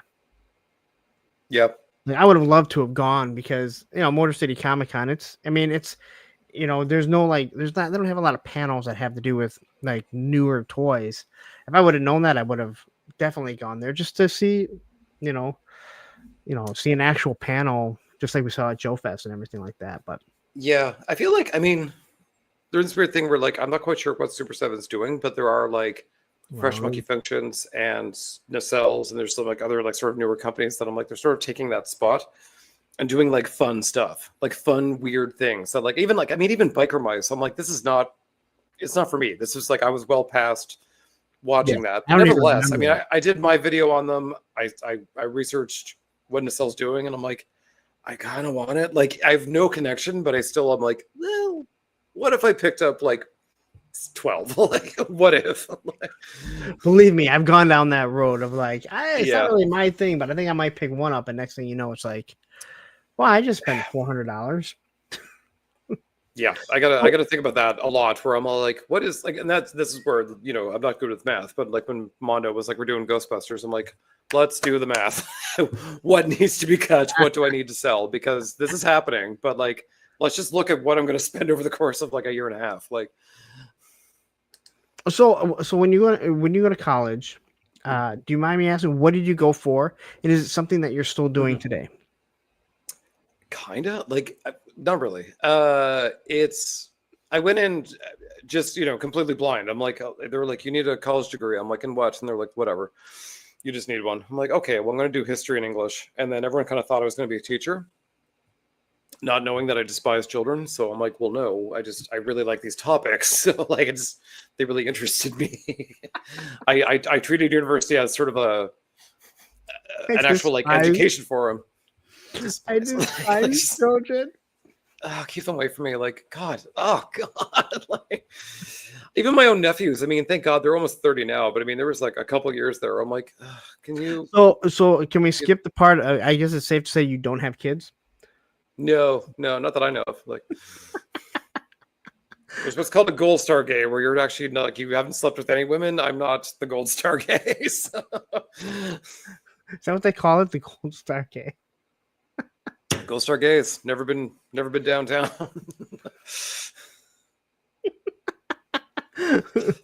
So there may be little Andrews running around. God help them. Like, just, not to my knowledge, but no. No kids for me. But because you despise them. It helps. Yeah, no, I treated university like, I mean, I was in like the Renaissance where I'm like, I'm gonna like further my education and my understanding and my critical thinking skills. And then, Okay. I got to the end of it and they're like, well, then what? I'm like, I don't know. And so I just moved across the country, like for many reasons, but I moved like to Vancouver, the West Coast. And literally just like got some like crappy office jobs and sort of, worked hard, but also like charmed my way up the corporate ladder and just sort of got into pretty much any better paying job I could get. So then would like leave companies, and it was just a thing where I'm like, I just became like this like office slug. So I mean, it's paid off well now, where I'm at the stage of my career where I'm like, I'm at the top of my game. I'm getting paid well. People are scared of me. Like I am that old like battle axe at the office where I'm like, I don't like this. Like it's come full circle. So, but yeah, when it comes to like English and history, literature, like it's good for how my brain works. It's good for writing. It's good for understanding history, which is very pertinent nowadays. But I mean, like in terms of like my career, nothing to do with it. Really, that's interesting. So, I'm assuming you graduated college or university or whatever. Are you collecting anything? Because I know, like, I guess we kind of skipped over it too. I feel like a lot of people when they're in high school, and they kind of get away from collecting toys. But I think once you're a collector, you're a collector. It's a horrible disease. Yep. It is. It should be categorized It as a disease. A lot of people turn to comic books because they're easier to hide, and also they say, hey, you know what? I'm reading. So if someone sees anything, they don't really think too much of it rather than their toy. So did you ever get into collecting anything else or? Well, I mean, comics, but I mean, also too, with comics, you're like, look at She-Hulk's boobs, and everyone's like, yeah. Like, I mean, you at least sort of like dazzle with green boobs to hide your nerdery, but like, or how much you know about X-Men. Yeah, definitely comics. And yeah, that's probably about it. But I mean, like, I was pretty young. I was probably like mid 80s with comics, and it was very much like, yeah, like not Savage Land, what's it called? Outback X-Men, Going Forward, some like Denny O'Neil Batman. I sort of went back and read those. So like was huge into that. And again, I'm doing all this with like no money, so just choose your own adventure there. But yeah, like but it was like, yeah, it's the thing. I found like college, I'd pick up like random things I could, but things like I was busy, like I was working, I was going to class. I was actually I actually took it seriously. Like I actually did like really work hard at it. And also was like a party freak. So like, like I was sort of pulled in a lot of different directions. So the collecting thing was like not a want, because I was still like buying Wizard magazines. I'd still see when they would do Toy Fair, the Toy Fair show. And I was like, my mind is blown. I want X-Men figures. I want this. I want that. But I mean, I used to love going and looking at like the toy magazines, Toy Fair. Oh my God. Even like, again, I mean, I think I was always collecting something, but just looking at the toys, and I guess I never looked down on it, because again, like I never gave a shit. I'm a punk rocker. I'm a skateboarder. Like you're already at the bottom of the barrel. So collecting toys like probably actually raised your status up a little bit. Like, oh, how interesting! How metropolitan of you. But I always enjoyed that type of stuff, and it sounds like you're kind of like the same way, where you enjoyed seeing, like just looking and seeing because even as a kid, like when we were younger, we'd always go to the toy section first. I've taught my kids, we always go to the toy section first. I still do. Target, yeah, you go to the toy section first because nobody's getting the milk, right? Like the milk's going to be there. Now during the pandemic, maybe toilet paper, you went there first because you didn't know. It still baffles me to this day. It still baffles me to this day because no one will admit they were hoarding toilet paper, yet there wasn't any. So somebody, and more than one of you, are hoarding it. There's one friend, she turned into like a very tinfoil hat kind of lady. We've broken ties, but I remember like early on, she had like a garage full of toilet paper, and I was like, this is the first red flag right here. I'm like, I think we're on the rocks already. No, and isn't that weird? Like toilet paper, like they can make that still.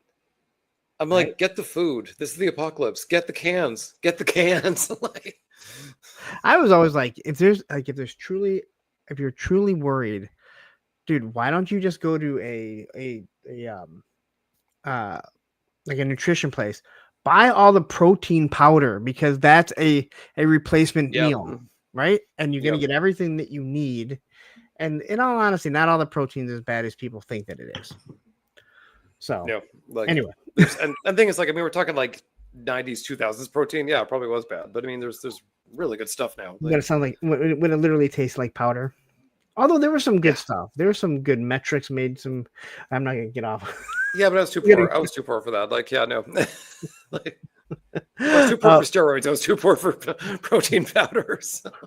Well, I didn't say steroids. You say steroids, GI Bro is gonna jump in and say, "Yay!" Like, everyone's on steroids. No, GI Bro will turn in. He'll be like, "Did someone say steroids?" So if he's listening, that comment's gonna pop up really soon. I got a guy. Call me. So I go for other things, but I got a guy. So as you're going through all of this, do you mind me asking about like when you realized that you were gay and how did you deal with it? Like there it is. And there it is. Did someone say steroids? I told you he has the best guns in the community.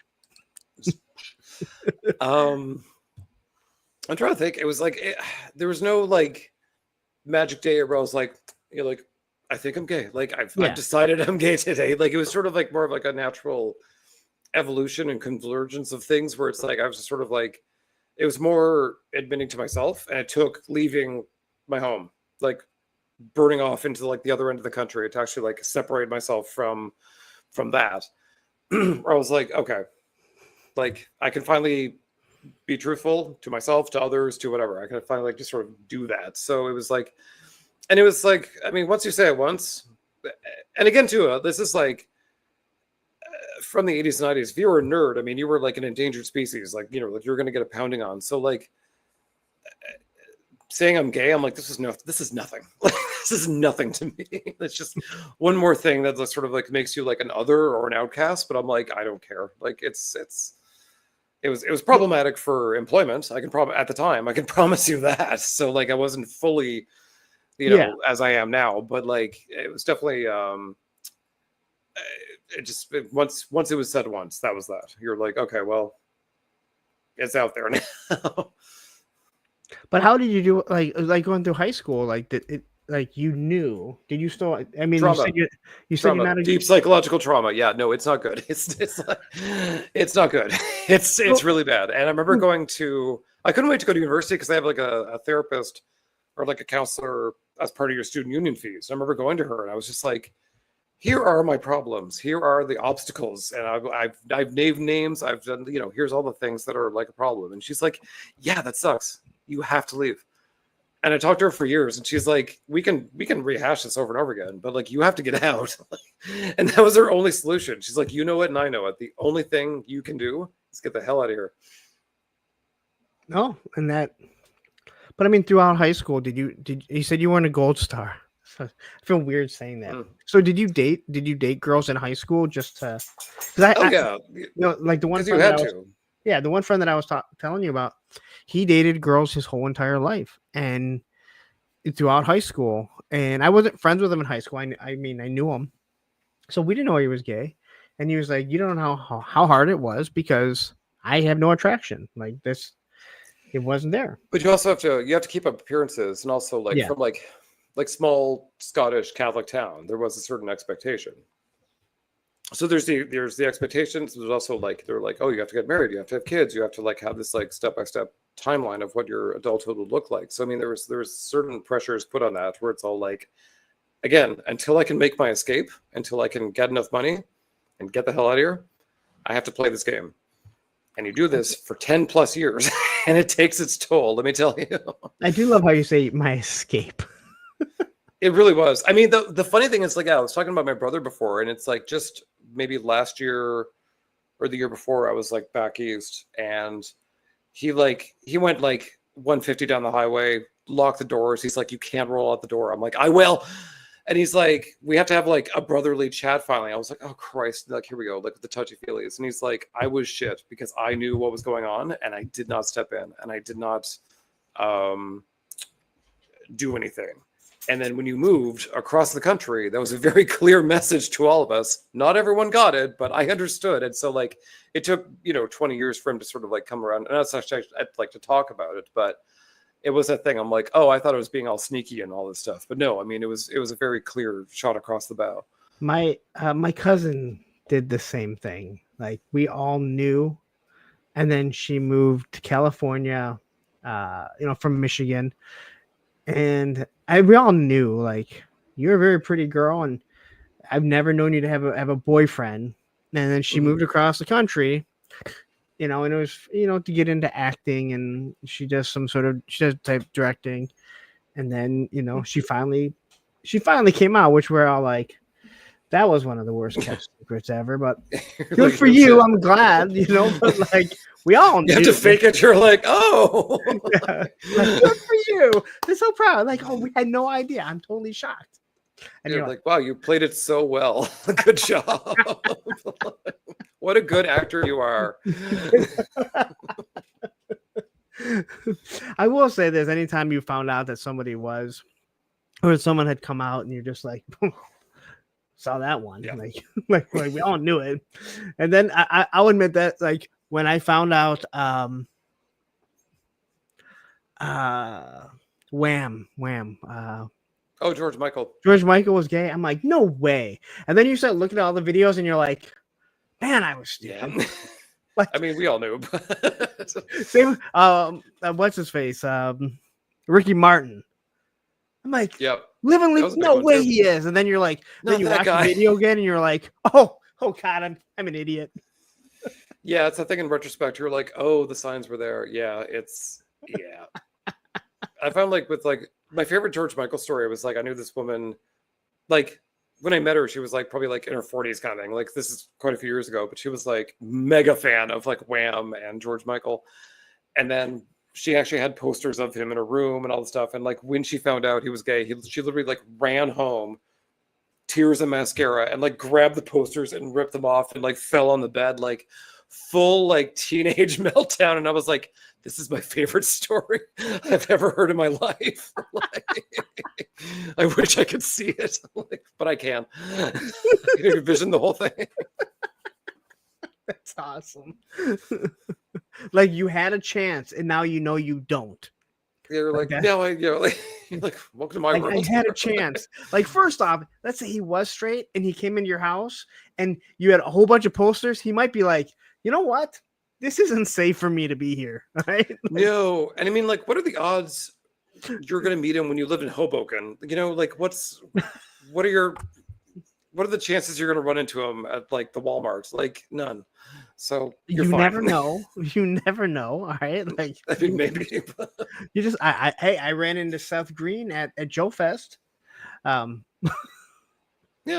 that's of course. Yeah, but I mean, he would go there. That's like absolutely his like his bread and butter. Robot Chicken, like, come on now. I was just trying to think of someone famous that I've met, and that was about it. You're like, I saw Sergeant Slaughter at Joe Fest. You're like, no shit. There's that too. All right, so okay, as you get into the work world, like when do you start collecting toys again? And or is it not till like the pandemic? Because I know like during the pandemic, that's when we saw the rise. Yeah. Was it before then?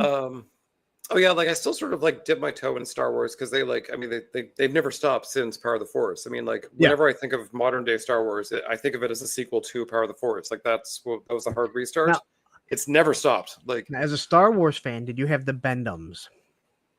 God no, I saw them in stores. It was like no. So I mean, we were starving for anything at the time, but I was like, that's a bridge too far. My best friend at the time, like huge Star Wars guy, and he'd buy anything. And there were so many Bendums, and we're like, why do you buy these? He's like, it's the only thing that there is. I'm like, man, they're awful. Then that's when like the Power of the Force, everything was coming out, and then you were just inundated with it. And I just remember saying, I'm so glad I'm a G.I. Joe guy because I don't walk into a store and see like 18 things now. And that's just when you see the cash register. You know, Star Wars got a little out of control. Even now, I mean, like my collecting sort of like, I thought it was like I was on a sort of downward slide, and then all of a sudden, like Loyal Subjects with Mask and Gem and stuff like that, I was like, oh crap. And then like, what's the other one? There's some other lines like coming out soon where I'm like, I think I'm back in. What was this? White? Oh god. I remember seeing him in a pair of white jeans and a coral sleeveless shirt, circa '84. We done been due. I think I have that exact outfit like in my closet right now. But, God, actually, I have two. But anyway, but yeah, there was like definitely like Star Wars, and then like 2000X He-Man. I think that was sort of like a real turning point because it's like they're not great figures. It was, but I love the cartoon, and it was fun to have sort of like a edgy new millennium He-Man. So I was definitely into that, and then 25th anniversary G.I. Joe was sort of like around the corner. So like there's a few early, like, I mean, it's again not where we are today, but there was like a few like good figures, prime properties that were starting to like bubble up, and they started to realize there's an audience for it. So like I remember like both boxes of the 25th anniversary Joes came out. There was like the Joe and the Cobra boxes with like the little stand that like spoke, you know, this or sang the theme song. I was all like, yes, like this is for me. Like, and again too, I couldn't get G.I. Joe when I was younger, so I mean, like that line was also, I'm like, I'm in. I finally have big boy money. I can buy this stuff. And you liked G.I. Joe as a kid, you said, but your mom was all like, no, like there's too much of it, basically. Yeah, now she's like, there's some kid in Detroit that has an aircraft carrier and 8 shipwreck. You're not getting into this. You get He-Man. Yeah, and you're getting all the He-Man. Like, make no mistake, but no one. And I think also too, I mean, they were kind of scared of G.I. Joe because again, like each wave had like, there's probably like a year really, but I mean, they would have like quite a few figures, and then quite a lot of like play sets, actually, like bases, vehicles. And my folks were like, no, like we're not going down this rabbit hole. Like it's too much. There was a lot. And as I'm doing the classic reviews, I have almost everything. Now there's some things I don't have. Almost everything from series 1 to series 5. There's a lot. I'm talking vehicles. So you're absolutely correct. I mean, I wouldn't say almost, probably 85% of everything, because there's a lot of obscure things. But I start looking at the book, like to where I start to drop off, and you're like, man, they made some really shitty figures. Like, they really did. Bad. And like, and the thing is, like, when I you know, like I had the 25th anniversary. I think I sold them quite some time ago because like they were maybe not as great as they could have been. But like I did go back and pick up vintage, and by God, to this day, like just replacing O-rings is one of my most favorite things to do. Yeah, bro. We all had the shorts because I wore those damn shorts. It was fashionable, okay. That's dope. As when Jay Bro's like, just so you guys know, I'm gay. I realized that after the Gayties episode. Like, I wear the shortest possible shorts you can find. Here's the reason why I don't have sleeves on any of my shirts. It wasn't because I have big arms. Yeah, it was because George Michael indoctrinated me. Okay, we got sidetracked. Yeah, well, I don't even know what we're talking about. So you started collecting when you had, like you said, got big boy money. Once you get that adult money, and so as you're collecting and you're dating people, how do you like? Is it an issue to even try and mention it to them, or is it something you kind of like, hey, by the way? I mean, I have two like Instagrams coming, so there's like my Gayties Toys one and then my own coming, and I tried to make a differentiation between them, but still, I mean, I'm still like posting like, you know, Jada's Tony the Tiger figure on my personal one because I'm like, that tiger is hot as shit, and I need people to know about it. But like, so people can find my Instagram, and so I'm sort of like, there it is, like public, like, you know, go have at it. So it's again like much like when I was a kid, I'm like, I don't care if this is a problem for you. It's better to be a problem right out of the gate. But yeah, might as well and likewise, if they literally go in blind, if they come, you know, back to the place, they're like, wow, that's a lot. But the kind of shock kind of wears off because they're like, oh, this is actually very nicely decorated. It's like I sort of use it more as like home decor than anything. So they sort of go through and they're like, oh, I remember that property. I don't know that one. I forgot about that one. And they sort of, go down memory lane, down each shelf kind of thing. They're like, oh yeah, I had this when I was a kid. And that's how I found, like, dating. You go out on dates or you meet people and you tell them you're a toy collector and they're like, oh, that's really cool. And then when they actually start seeing it, they're like, oh, you like collect toys. And I was like, yeah, I told you, but you saw it one way. All right. Yeah, I don't know what you were thinking. Like, oh, you have one or two on your desk. No. I have a house full of toys. Yeah. I try to keep it contained, but like, it's tough. Oh, I stopped even trying. It's all over. I have a small townhouse, and I'm single, so I don't have to justify why there are GI Joe figures on all the shelves. Yeah, Toronto real estate market is like, to get a shack, you need to be like a millionaire. So I'm like, I think that's sort of out of my reach. But if I had like even like a second bedroom, I'm like, oh, like it's on. Like I'm getting so many more shelves. You just got to keep building. It's kind of like you can always build up on your house. You got to be rich, but you can always build up. You just got to build more shelves and more shelves and more shelves, and eventually you run out of. I'm running out of real estate really quickly. I can tell you that much. There's some things I'll buy and I'm like, I will make the room. Like I am dedicated to make the room, but it's like often something else has to go. And there's a few lines that I bought sort of during the pandemic that I kind of knew were like placeholders. I'm like, I know for a fact, based off of rumor mills and some people I know, that like this line's coming. So I'm gonna like have some, 90s Toy Biz X-Men or even the 10-inch X-Men or like Playmate Star Trek or Smurfs. Like there's like some lines, so I'm like, it's cute to have you here for the moment, but like in the future, you're out. Like you're in a closet, you're in the garbage. I don't know what it is, but like you're out. You served your time, but like there's bigger and better things coming.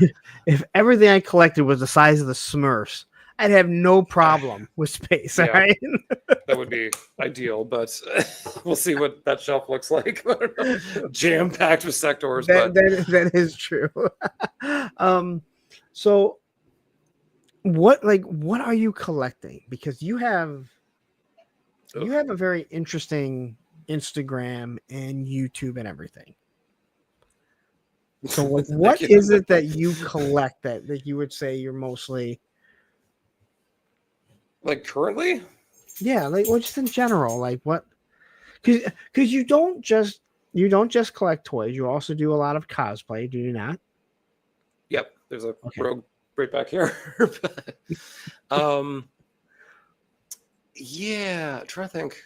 A lot of books, too many books, and that's the thing too. I'm trying to like purge that.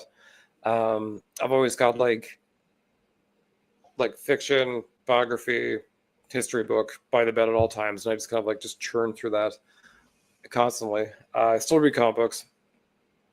Too many. It's actually like it's kind of like everyone kind of talks about like the comic industry is not very great right now. I'm like, it's DC at least is and Marvel Ultimates really good right now. So I read too many books a week. And then for toys, I mean, I guess Superpowers is done for the moment. We'll see. Is Mattel gonna pick them up? I mean, if they don't, there's gonna be a riot. Like, funnily enough, I have like all the Kenner Star Wars figures, but there's like all these like, I don't want to call them customizers. There's like your Stan Solos, your Pro Customs, even Hasbro themselves are starting to like make new characters in the old style. Yeah. So like, which I think is awesome. I love it. Them, but I think for anyone that collects the 5 POA, the original Star Wars, the fact that they still make new figures in that style, I know some people think that's lame. I think it's actually cool because now it fits in this collector. You're not mixing and matching everything. No, and that's the thing. I mean, and Star Wars is so expansive, and Kenner, I mean, they went hard, but there was like a lot of like even main character looks that we didn't get. We only got the one Vader and Chewie. Like, there's things they could do. So I mean, it's it's an exciting time to like really fill in the ranks, especially for like Rebels, Cantina, like Jabba's crew. Like, there's a lot more that could be done. So it's a fun time. Otherwise, I'm trying to look over here. What's going on? There's a handful of like Marvel Legends X-Men I want still. They're just taking their time because they know they have to stretch this out. And then I mean, by and large, I mean, like there's so many lines like like Thundercats. I guess like Super Sevens, GI Joe. I think I'm like pretty much done with that. But just the past month, I mean, Loyal Subjects is like Mask, Gem, Nacelle Star Trek. I'm like, damn it! Like there's a lot more coming that I'm like. I thought it was like sort of winding down and filling out like vintage collections and just sort of picking up bits and pieces here and there. But I'm like, no, no, we're starting over. And then like, what was it? Fresh Monkey Fiction's doing Cops and Crooks. I was like, I'm absolutely in on that. I don't remember Cops and Crooks, and I'm not even interested. That's probably the only Fresh Monkey Fiction like GI Joe classified size figures I'm not interested in. The Operation Monster, all that other stuff, I'm like, give it to me. I'm super interested in that. But it's like, Cops was there is I forget which character. He was like the son of a GI Joe character, or was like a GI Joe character. Yeah, son of Beachhead, I believe. Yeah, very much like the early Hasbro verse, where they every episode of every cartoon, like Inhumanoids and Gem, had like Richter. No, what's his name? Ramirez, the reporter. He was the one he was the Nick Fury of the entire Hasbro verse. Hector Ramirez, that's what it is. Oh yeah. No, I think like Fresh Monkey Fiction or Big Bad Workshop, whatever they're gonna be. I think they're eventually gonna be Big Bad Workshop. The stuff they're putting out and their figures are wonderful. Like they're absolutely wonderful figures. I don't know if you have any. They're wonderful figures. And then I know what we saw at Joe Fest, and we saw some of them last year, but like the Red Riding Hood is just amazing. Like it looks so good. And we saw an image of it last year. And they're finally bringing females into the line. And I'm not one of those people that's like, I know there's a lot of people like, we need more females. I'm not that person. I just want good figures. If they're male, awesome. If they're female, if they're android, I don't care. Like just give me good fucking figures. And all the figures that they showed off looked awesome. And the one that was in black and white. I'm just looking this up now. She does look really good, actually. Oh, dude, it's And so like this year we actually saw the mock-up. And then they have, I forget what the female, there's another female that they showed off. Joan of Arc. Oh. Looks like a nun. Battle nun. And they had another one that it was all in black and white. And I said, is there any chance of bringing in Buffy the Vampire Slayer? Because my daughter and I have been watching Buffy and Angel. And he said, well, I don't think so because of the licensing rights, but there may be one with a blonde head that may just look kind of like it. I'm like, that's all I need. I can name them anything I want, right? I can name them anything I want. Just give me something that has a likeness to what I think would be a Buffy the Vampire Slayer, because you bring in all these vampires for Operation Monster Force. Well, I mean, that's the thing too. You could take sort of like any, like Emma Frost head and probably like, fudge it in if you needed to, kind of thing. Like the big one that I looked at was the 3-pack, the Shield 3-pack with Nick Fury. Sharon Carter. Yes. Yeah. I'm like, that's one of the best. I literally bought just the head. Someone was like, cannibalizing I the still never got it. I paid like $50 for the head, and I was like, I don't care. Like, just that's all I want from this set. Just give it to me. So I got that for Emma. But I mean, she would work for anyone else. Yeah, that buck is really good. The female buck it was the first one. The Black Widow did it. It was a Target exclusive. Target is a store that we have here in the U.S. that you guys don't have. We had it for about 6 months, and it went belly up real quick. Did not do well here. Target is the store that people will pay a little bit extra to shop at because it's not Walmart. That's how someone once described it, and I went, yeah, just about right. I know. I mean, I've gone down before and being like, what's the allure? And then I got there and I was like, I get it. Like, I get how people base their whole personality off of Target. They're like, I got the, Oprah's plates, and I got this guy's flannels, and what, like, I'm like, oh God, like, I get it. Yeah, I know Toy Biz made Buffy and they made Angel, but I want new good ones. Yeah, thank you. I want good ones. I don't want ones that go, well, I know that's Buffy just because it's Buffy. but Yeah, you're like black tank, red shorts. Okay, sure, you're Buffy. but if someone Like, said, "Hey, what figure is this?" I'd be like, "Line." Like what line? Because it doesn't look like a human. no, It's like a melted piece of proportions plastic. are wackadoo. And plus, too, I mean, like that's a weird thing too, where I kind of forget, like even with like Masters Classics, where some of those figures are like almost 20 years old, kind of thing, and I'm like, the plastic's going to start to degrade. So even some things you think are like new or not, or like not new, but like within the realm of your lifetime, sort of like the last figures you got of this thing, we were like, that was a long time ago. Well, we Those talk figures are about not good. when we did do Made the Power of the Force. When it all started, it was like, hey, there was somebody that was whining and crying about people reviewing old action figures, and your buddy Allison was like, we should all review old figures, and that's how the whole Made the Power of the Force kicked off, because they were super cheap to Yep. get. So it's like, hey, we can probably get yeah. 31 people that can buy a $5 figure. We're not asking you to go buy Mythic Legions. It's going to cost you $40 or $50, right?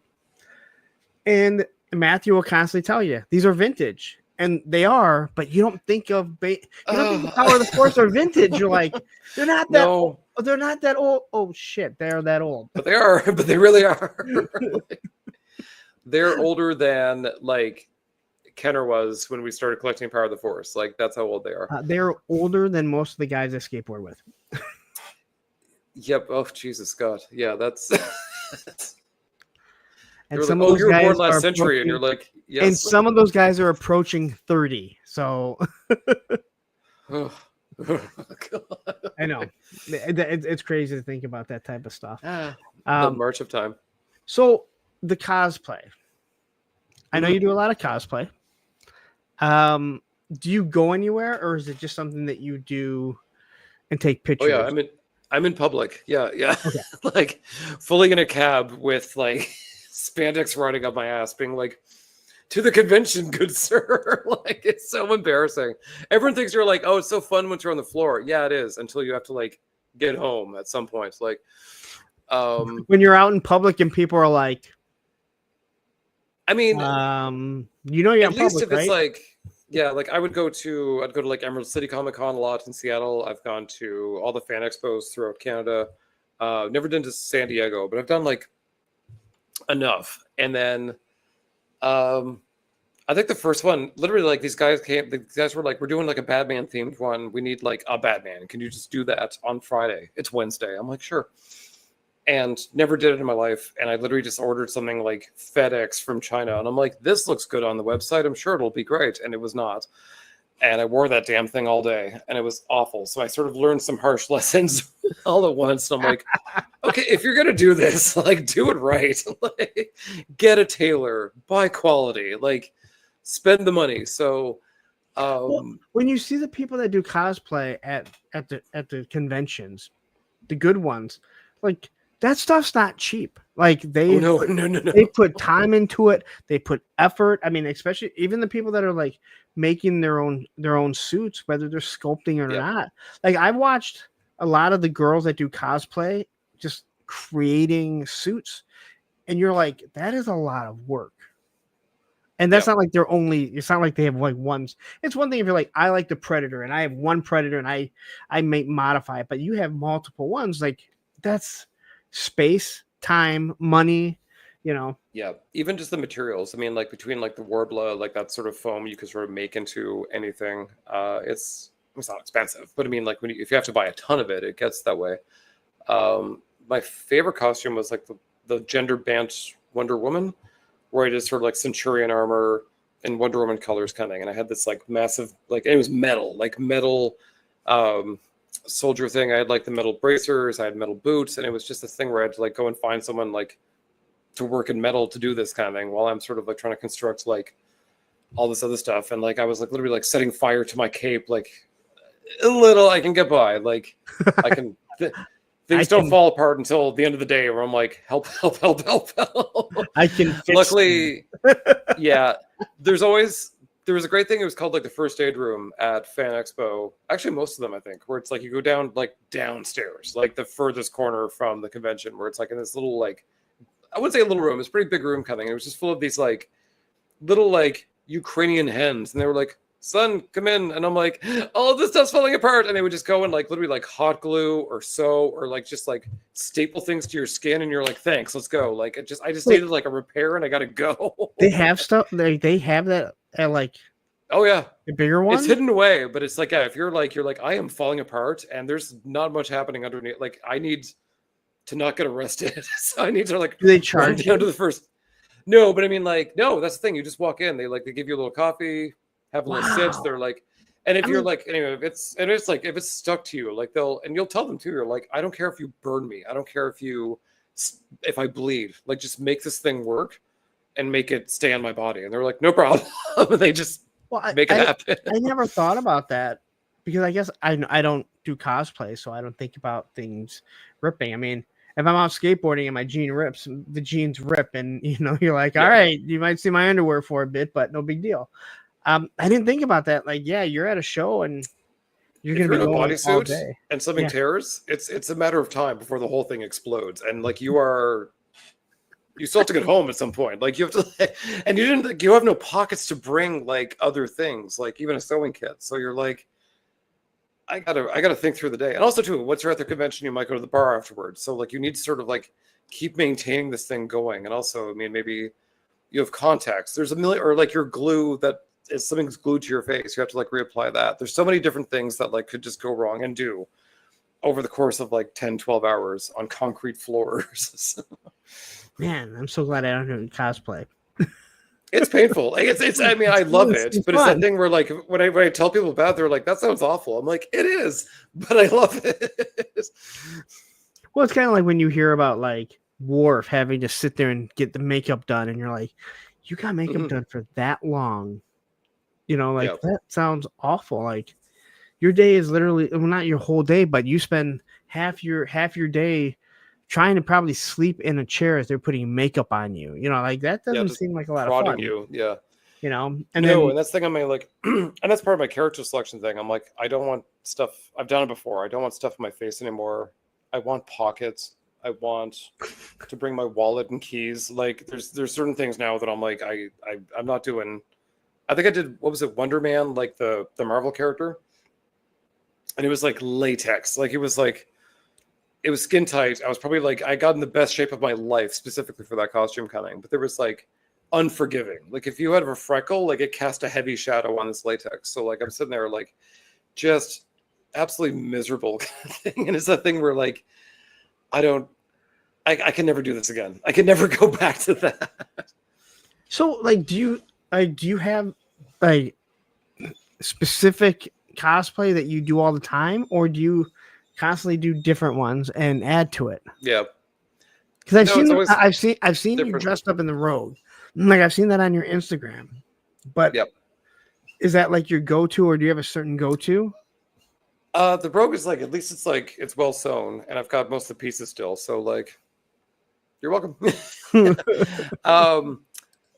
But yeah, that's one thing where it's like it actually survived the day. So I've worn to Halloween before. There's like I have a North Star from Alpha Flight. I've got a Gambit costume that comes and goes. Because that's the thing. Like there's pieces that are like evergreen. Like Gambit's coat is I have a huge heavy leather coat. It's great, and I wear it out sometimes, kind of thing. But it's like there's other parts of it that do not survive the years, either from age or from like going out after a con where I'm like, I'm just like falling apart at the seams here. Where it's like, and I get home too, I'm like, everyone's like, oh, you don't keep the costume forever? I'm like, trash, directly in the trash, like from the front door to the trash. I'm like, I spent a ton of money and time on it, but I'm like, I never want to see this thing again.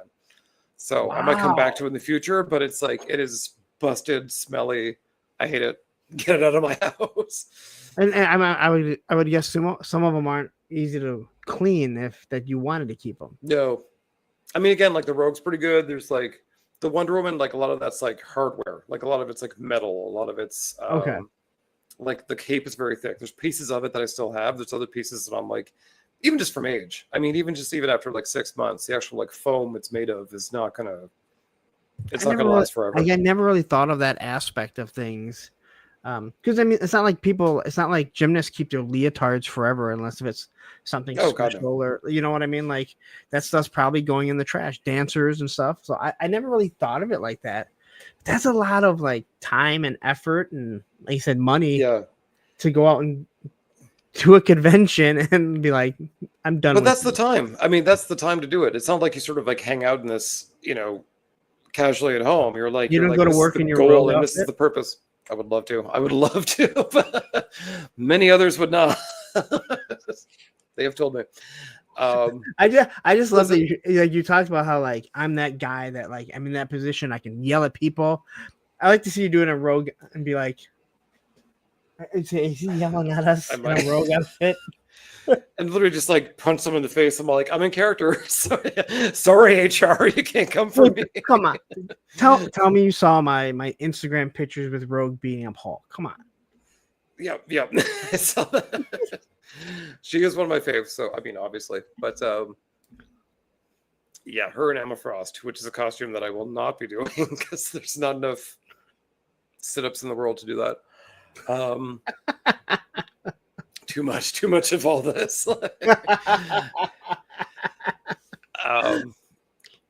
But yeah, no, but I mean, but the thing is, yeah, costumes, you do it for reason. And I mean, there's professional cosplayers where like they actually like build suits specifically to last for a long time, where you can like, they go to conventions, they go to signings, they go to one-off events kind of thing. And so like this is their livelihood. So they want something that'll last and is washable, ideally, kind of thing. So there's that aspect. But I mean, like the way I do it, which is quick and dirty, it's just sort of like get in, get out. No, but that's one. Yeah, like there's a little aspects. But so when you go to shows, do you always do cosplay, or do you sometimes just go to just enjoy the show? I usually do like a day, like usually the Saturday, and that's the big day. The Saturday is always the big day, so I usually do the Saturday. But like, and maybe the Thursday or Friday night, like for a few hours, some like dinky costume that I don't love, and isn't the big reveal kind of thing of the weekend, but. By and large, I mean, like, it's impossible to shop. It's impossible to see things. It's impossible. Because, again, too, the other problem is not the problem, but it's the thing where, like, people will stop you and they're like, can I get a picture? And you're like, I need to pee so badly. And I need a team of people to get me out of this thing. Like, sure. And you're trying to be, like, nice and gracious, but you're like, I'm dying right now. Like, I need. Football players pee their pants all the time. Like, they talk about it all the time. Yeah, I've no doubt.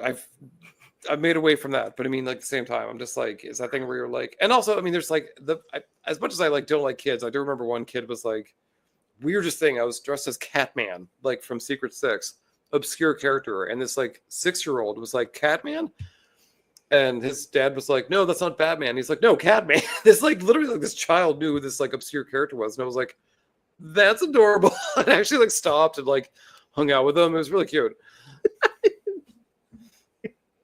And then you send him away. Like knives. I've got like claws and knives all over me. I'm like, hey kid, like, come on over. So when did you start doing the cosplay? Like how long ago? Like when did you do it? And like what made you say, you know what, this is something I could do? Well, I did that first Batman one that I hated and it sucked.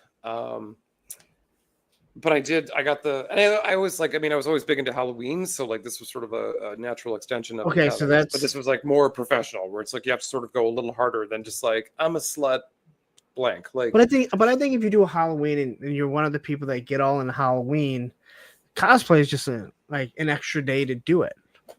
Right. Yeah. It's many more extra days, unfortunately, because Halloween's very much like, like everything's made of like taffeta kind of thing. It's very like cheap materials. You can sort of buy it off the rack and go for it kind of thing where it's like, and again too, like there's so many Halloweens where I'd go way too hard where people were like, you came here to pick up, right? Like you didn't need to do all that. And I'm like, but I have to. I'm like obsessed with this now.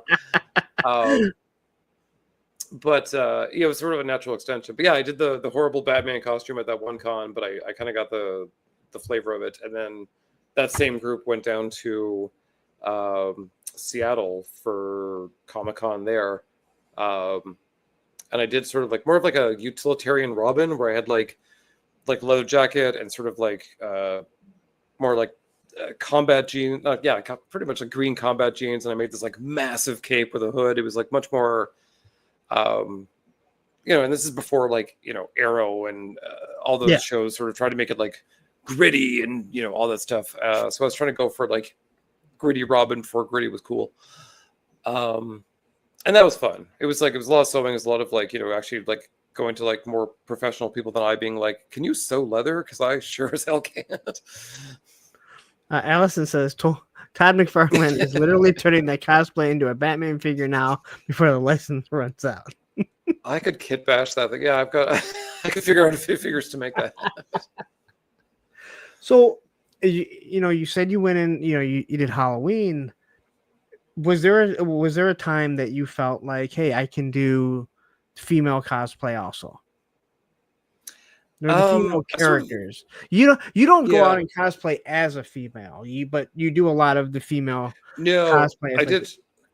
I did do drag one time, and it was for Bitch Pudding from Robot Chicken. I don't know if you ever remember the Strawberry Shortcake skits where Katie Sackhoff played Bitch Pudding, where she was like the biggest bitch of Strawberry Land.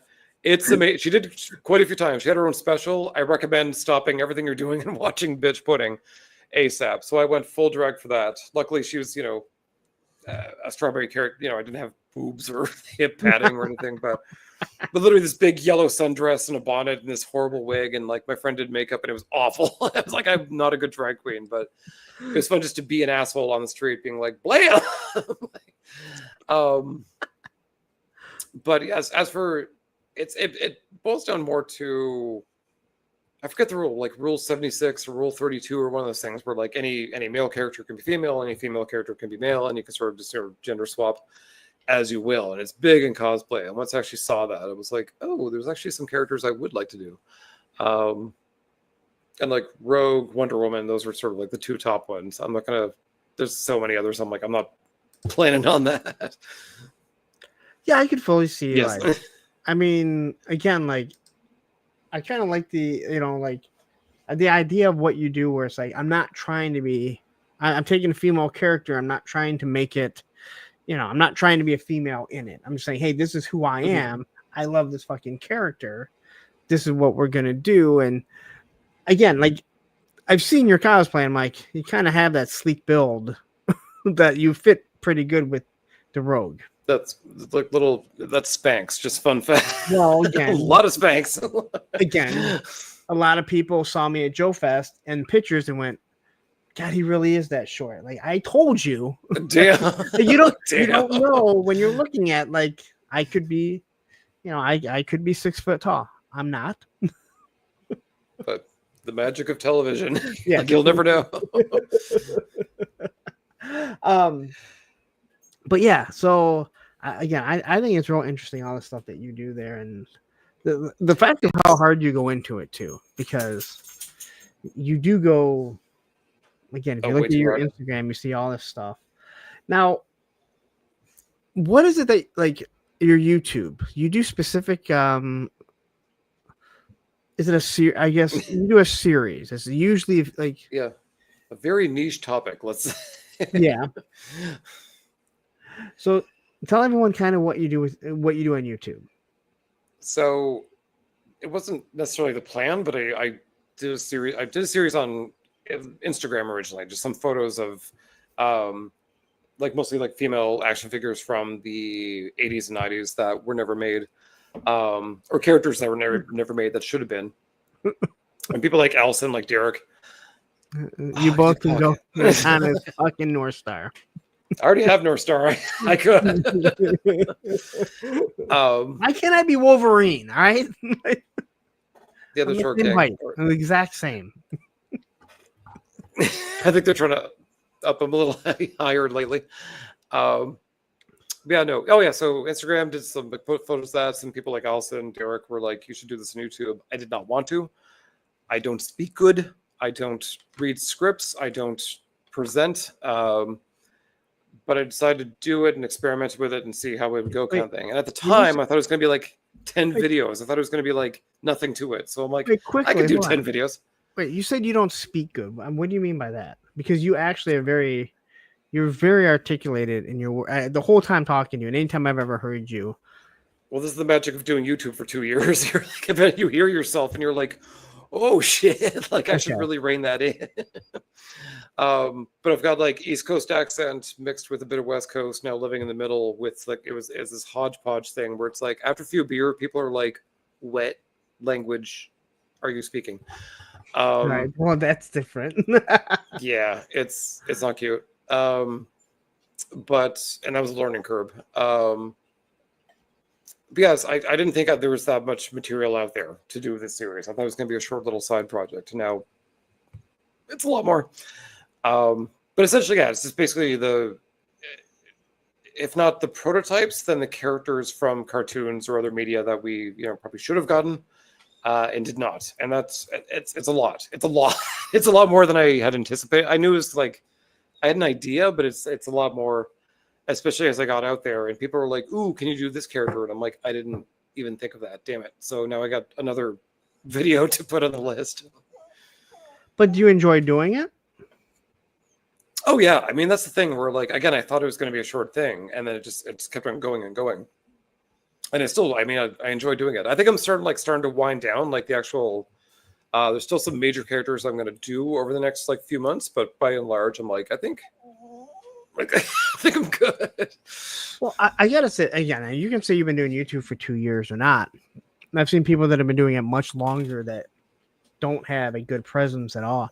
And every time that I've seen you, like your presence is really good. You're very entertaining.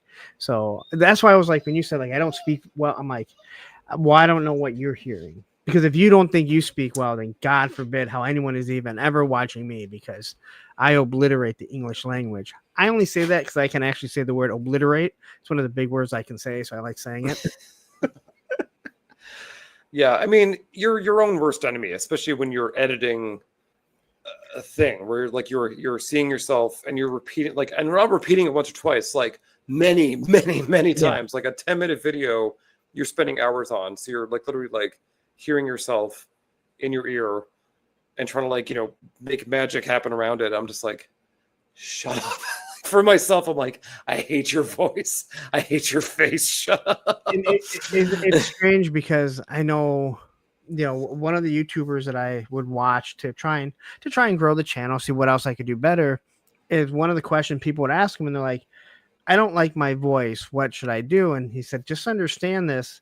Most people don't like their voice, but what you're hearing is what everyone hears every day. So it's nothing shocking. What they see, like what you're seeing, what you're hearing, that's what they hear every day. So, no one other than the people that really don't like you are going to be like, God, that's what you sound like. It's so grating. Yeah. And for sure. I mean, like but everyone, I feel like everyone goes through that, especially when you do suddenly put yourself out there. I'm well articulated. That's part and parcel of it. It's not so much like but I mean, like, yeah, your presentation style, especially early on, your presentation style, how you articulate things, the speed at which one talks, like it's all laid bare very, very quickly. So I mean, I sort of took some time to self-reflect on that really quickly. And that's one of the biggest things when you are doing stuff like this. I mean, when Matthew was one of the first people that I talked to, my first moderator, and I wanted someone that wouldn't be a yes man. Like, tell me things like, tell me things. Like, Allison was another one. Like, I would ask her questions because God knows that she won't fucking beat around the bush. All right. But when you ask, just so you guys know, if you ask Allison, like in an actual one-on-one, she'll be polite to you and actually give you really good advice. This little bitch that she is in the stream, that's not who she really is in real life. Do not send me a fucking glitter bomb. For saying that. In the mail already. But couriered FedEx, be there tomorrow. Yeah. But it is like you do have to, you have to too late. You have to be willing to listen to what people say. Oh yeah. Watch yourself and see, hey, what can I do better, right? And that's the other part of it too, is that like it's not like you're like my brush with fame, but it's more like I'm putting myself out there in a way that I did not really want to. That was another hurdle in this, was that I wasn't looking for the accolades or whatever. I'm like I have too much knowledge about this topic and I think I should get it out. And I think I can tell a story. I'm from Nova Scotia. I can spin a good yarn. But like there is that aspect too of like putting yourself out there. So I mean, there is a level of the hate comments, of the homophobia, of the just random, well, actually trolls. There's a whole wave of stuff that comes at you too. So you have to be like very self-aware enough to be like, I want to grow as a presenter, and I also have to deflect this bullshit over here. Yeah. You, as much as you might want to come back at somebody that leaves an awful comment, sometimes you have to ask yourself, what good does it do me? Does it just make me look like I'm the fool getting trolled and now they've totally got me? Or do I just let it go? Or sometimes you just give the thumbs up, like, good job, dude. Like, yeah, it's and this thing, I mean, like, you're like, you won, you owned the person, and that's the thing too. It's like that's the currency of online discussions, is owning the other person, getting the last word. And I'm like, I don't care about your little dick's obsession with whatever this is. Like, it's like this does not enter my real world at all. So like, have at it, son. I mean, but the other thing is like the weird thing is that I was expecting a certain amount of backlash, and what I got was like really weird, thirsty messages instead from people that you would not expect. And I was like, oh, I didn't actually, I mentally prepared for a lot, but not quite that. And I was like, I don't know how to respond to this. Like, awkward, like, what? Yeah, there are clearly some people that should not be on, because like you can read through the comments and you're like, why are you responding to this person? Yeah. You know, there's no reason to. And I'm monetized, which means that if you watch a video of mine and you hate me, you're technically paying me. So when someone leaves a comment like, this is the worst thing I've ever seen, this should have been 5 minutes, you made it 30 minutes, what a waste of my time. And it's like, hey, thanks for the watch. Like, you didn't really hurt my feelings because I don't know who you are. I got a shiny new penny out of it, so thank you so much. I got a shiny if I'm lucky. And then YouTube took like 25% of that. I think it's 30% actually, But it is crazy. Again, some people aren't meant for it. And you have to be, right? Like, you just have to be, ready for those comments that someone is going to leave you. And I think too, I mean, like, I can't fathom any of the teenagers or early 20-year-olds who do this kind of thing. I mean, just like, and especially if they're attractive or they grow a huge audience really quickly. I mean, like, I have thick enough skin now where I'm like, I don't care. But I mean, if I was doing this when I was in my 20s, I would be devastated, like truly devastated. Machine Man says, I noticed a few big channels have mods answering the host as the host and really shouldn't. Yeah, you have to. Yeah, like, I couldn't imagine. Like, I mean, you have to be a really big channel to ask somebody else, in my opinion. Even like the big ones, like, they don't answer at all. Like, at all. Not mods, not themselves. Like, none of them watch.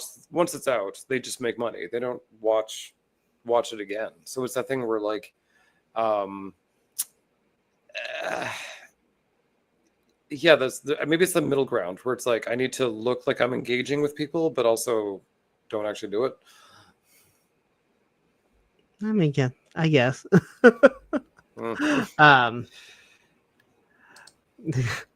3-star says, could you imagine Matthew answering as Punk? Oh, we'd know. Yes, you would, because it would never end. This like virtual, like, actual mile-long comment section. You're like, who's winning? Matthew will go on and on and on. Like, there's a reason why we say Matthew can't ever be wrong. It's like, love you, Matthew. Thank you for being my moderator. there's a blessed thing where sometimes you could just shut up and listen. Like, it's a wonderful thing that sometimes you could just learn something new and just. Oh, and believe me, there are times. Believe me, there are times where, again, I think we all say it, right? Like, sometimes you have to type out a comment, a response, an email, and then not send it. It just feels good to write it all out, right? But then there's those people that, like, you have to hit the delete button. You can't hit the send because now all you've done is you've made not only that person come at you, but the other people are going to be like, yep, it's time. And they've already seen that you can't handle it. Yeah, I mean, that's pretty much like I learned that lesson long ago, like probably, God, at least like 15 years ago. Like I haven't been on Twitter in a long time because I got into a fight with these two like evangelical nurses who were telling me about creation theory. And I was like, but they were like both coming. And I was like, I see the writing on the wall here. And I quit Twitter that day. I was like, I see where this is going. I'm out. I'm bouncing, y'all. So every time someone says this is trending, this is happening on Twitter, I'm like, I would know. I don't care. I live a happy, blissfully ignorant life without it. It's kind of crazy how people will try and change your mind on social media. Like, yeah, what makes you think that you are going to when you're having? It's okay to have conversations and disagree. Like people, anyone watching this on the replay, watching it live, you can have a disagreement with someone and still like the person and just have a disagreement, right? It is possible. But there's those people that they want to change your mind. And you're like, what makes you think on Twitter, on Facebook, I'm going to be like, you know what? I can't believe I've thought like this for 40 years. Like, but thank you for this comment. Now I realize that I need to do it this way.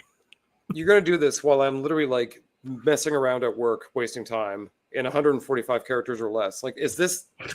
Like, is this what's going to break through to me? No, no, it's not. Everything Andrew has learned in his adult life was from Twitter and 145 characters. Yeah, right. It's like all those essays I wrote in university. Andrew wakes up in the morning and says, let's see what I'm going to learn today. Oh, okay. Twitter's not the place to learn. Imagine if that was your life. You woke up and you go like, I'm going to go to three random tweets, and that's how I'm going to live today. That's where, I mean, anytime. That's who I'm going to be. Yeah, people like even like in the community, they're like, "Oh, you got to be on Twitter. You gotta post news and your art and your videos on Twitter." I'm like, I'm not. Like, I think back to opening it, and this again a long time ago, before things got like real wackadoo. I was like, "This sucks." It's just this like deluge of stupidity coming at me. I'm like, no, I don't need to wake up like that. Like, poor Allison. It reminds me.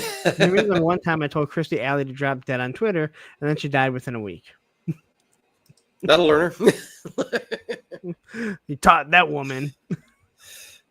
Former Star Trek alum. Well, I don't remember why you hate Kirstie Alley so much. She got a little crazy near the end. Well, I think she was always, but Allison, I know she does not like. Well, Allison has her list of people she doesn't like. I think we all have a list of people we don't like. Allison's very vocal about the list of people she doesn't like. So, do you do any live streams? Yes, I do with actually Allison and Derek. We do monthly retro cavalcade, which it works for us.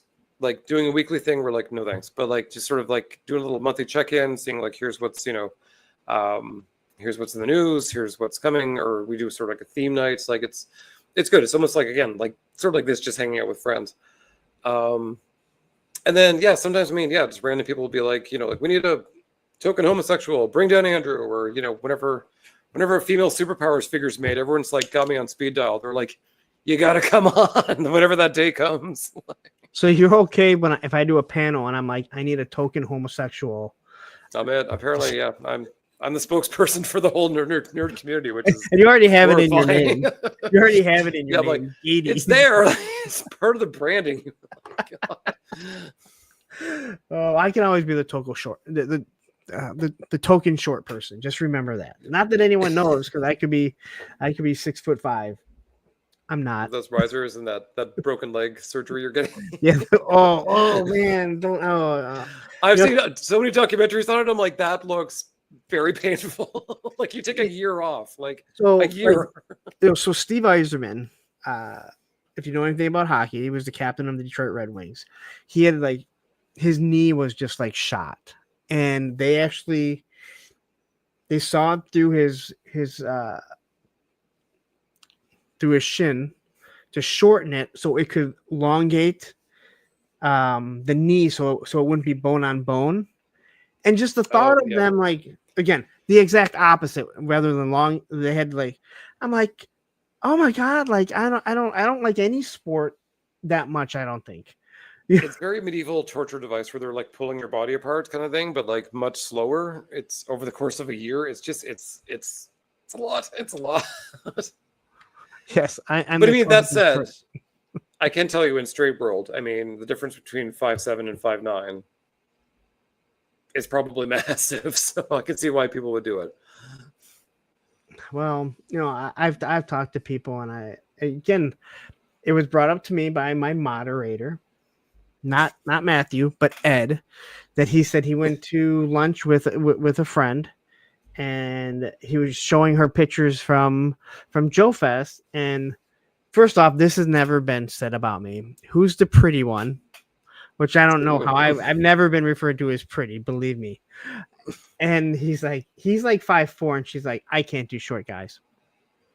Well, first off, you live in New York, so don't worry about it. I'm not worried about you either. But like, yeah, it's so shocking because like like I keep tabs on Straight World. I worry about y'all, and it's that's one thing I'm always like, what the fuck? Like it's such a weird thing where it's like you're like invisible. It's so weird. You could be like 6'4" and have zero, like literally no face, and chicks would just be like, yeah, that's my husband, no face. And what's funny is on the dating sites, when I've been on them, and I haven't been on them quite some time, it's not when someone says like, because you'll see like, if you're not 5'11", don't even respond. Like you'll literally read that. Jesus. But it's one thing when you read that and then you look at their height and you're just like, you're 5'2". I could understand if you're like 5'9" and you're like, hey, I'm not really into shorter guy. Okay, I can understand. Like 5'9" and 5'4" on a good day, that's me. That's a big difference, and I can understand. But when you're shorter than I am, and you're saying that, hey, if you're not 5'11", well, first off, you just show me you're a bitch. So good. I'm glad I got I'm glad I got to fully miss this one, even if you would have, It's good to know. It's good to know. Ren, that's a good question. Does she know? Does she not know you have a flag? You should tell her the story. She'll love that. Well, maybe I'll start like, I'm 7 feet on my flag. Yep. 7 when feet I lay flag, down baby. on my flag, I'm 7 feet tall. What does that mean? What does that mean? Actually? But I mean, like, here's the thing too. It's like, especially when you see like 4' nothing girls and like 6'11" guys, and you're like, this goes for the gays too. When you see people who are like outrageously short and tall, you're like, there's a mechanics issue I have here on many fronts. Like just for so many things like that. I'm like, how do you do X, Y, and Z if mouths and body parts are like an actual mile apart? Like, what are we doing here? Like, you know what? There's one really specific number that if you're different sizes, it just doesn't work. No. GI Bro says, GI Bro says, just ask them what their BMI is. Again, you can't do that because then you're an awful person. But if someone says, hey, I'm sorry, and I've had girls literally say, you know what, you're just too short for me, and it's like, what? I can't control that, but I can control. Yeah. I mean, you can control your waist there. No, you can't say that. That's right. Yeah, but she's like, no, it's I have a glandular problem, or I have thyroid or something.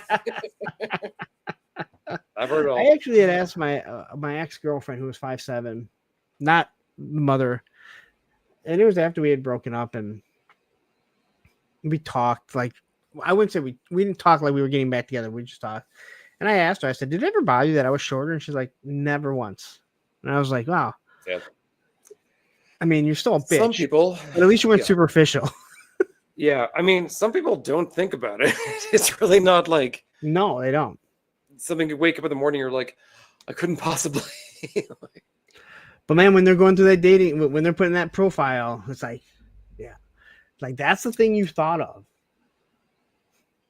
I've got to say, I mean, I'm pretty cutthroat in the dating apps. Like going through Tinder, I'm all like, bad hairline, weird eyebrows, get out of here. Like, all right, okay. Full disclosure, there are certain things when I see on someone, I instantly, like, they have fucking dentists for a reason, dude. Yeah, we all do it. It's They, fine. have, they do make these things called retainers. They'll fix that. All right. Yeah. Oh yeah. And some of them are very affordable and covered by insurance. So just and when you have see a little like thought about that. a really pretty profile and all the pictures, you never see teeth. You're like, what if we went out and then you smiled and I went, oh my God. That's big in gay world where you're like flipping through the pictures and it's all in a ball cap and you're like, bald. Just be bald. Like you don't need to wear the ball cap. I don't understand why anyone has a problem with being bald. Well, you know what? There are some people that shouldn't. Because you see some people that shave their heads and you're like, your head's not round. You need to never shave your head again. Yeah.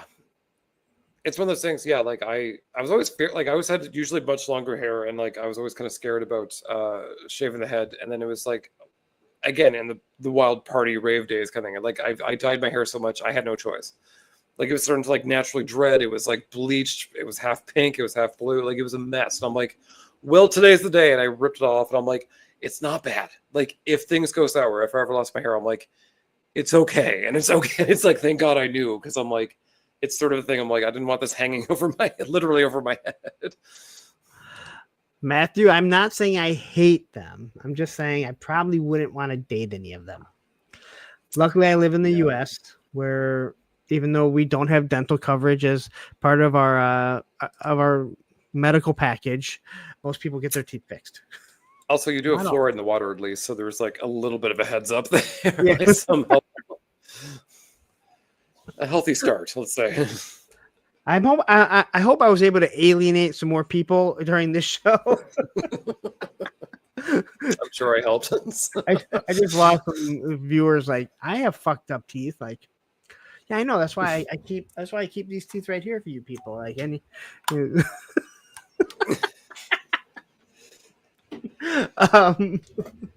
So where do you see your channel going as of right now when you're collecting? Is there anything specific that you're looking to do? I'm thinking about the next stage because I think, yeah, I mentioned I'm sort of like winding down this current series. And I'm sort of like mulling over like what to replace it with, if anything. And that's the other thing. I mean, like I've sort of I quite enjoy this. I quite enjoy like the live streaming aspect of it, less so the editing. I mean, no one loves editing, but I do love.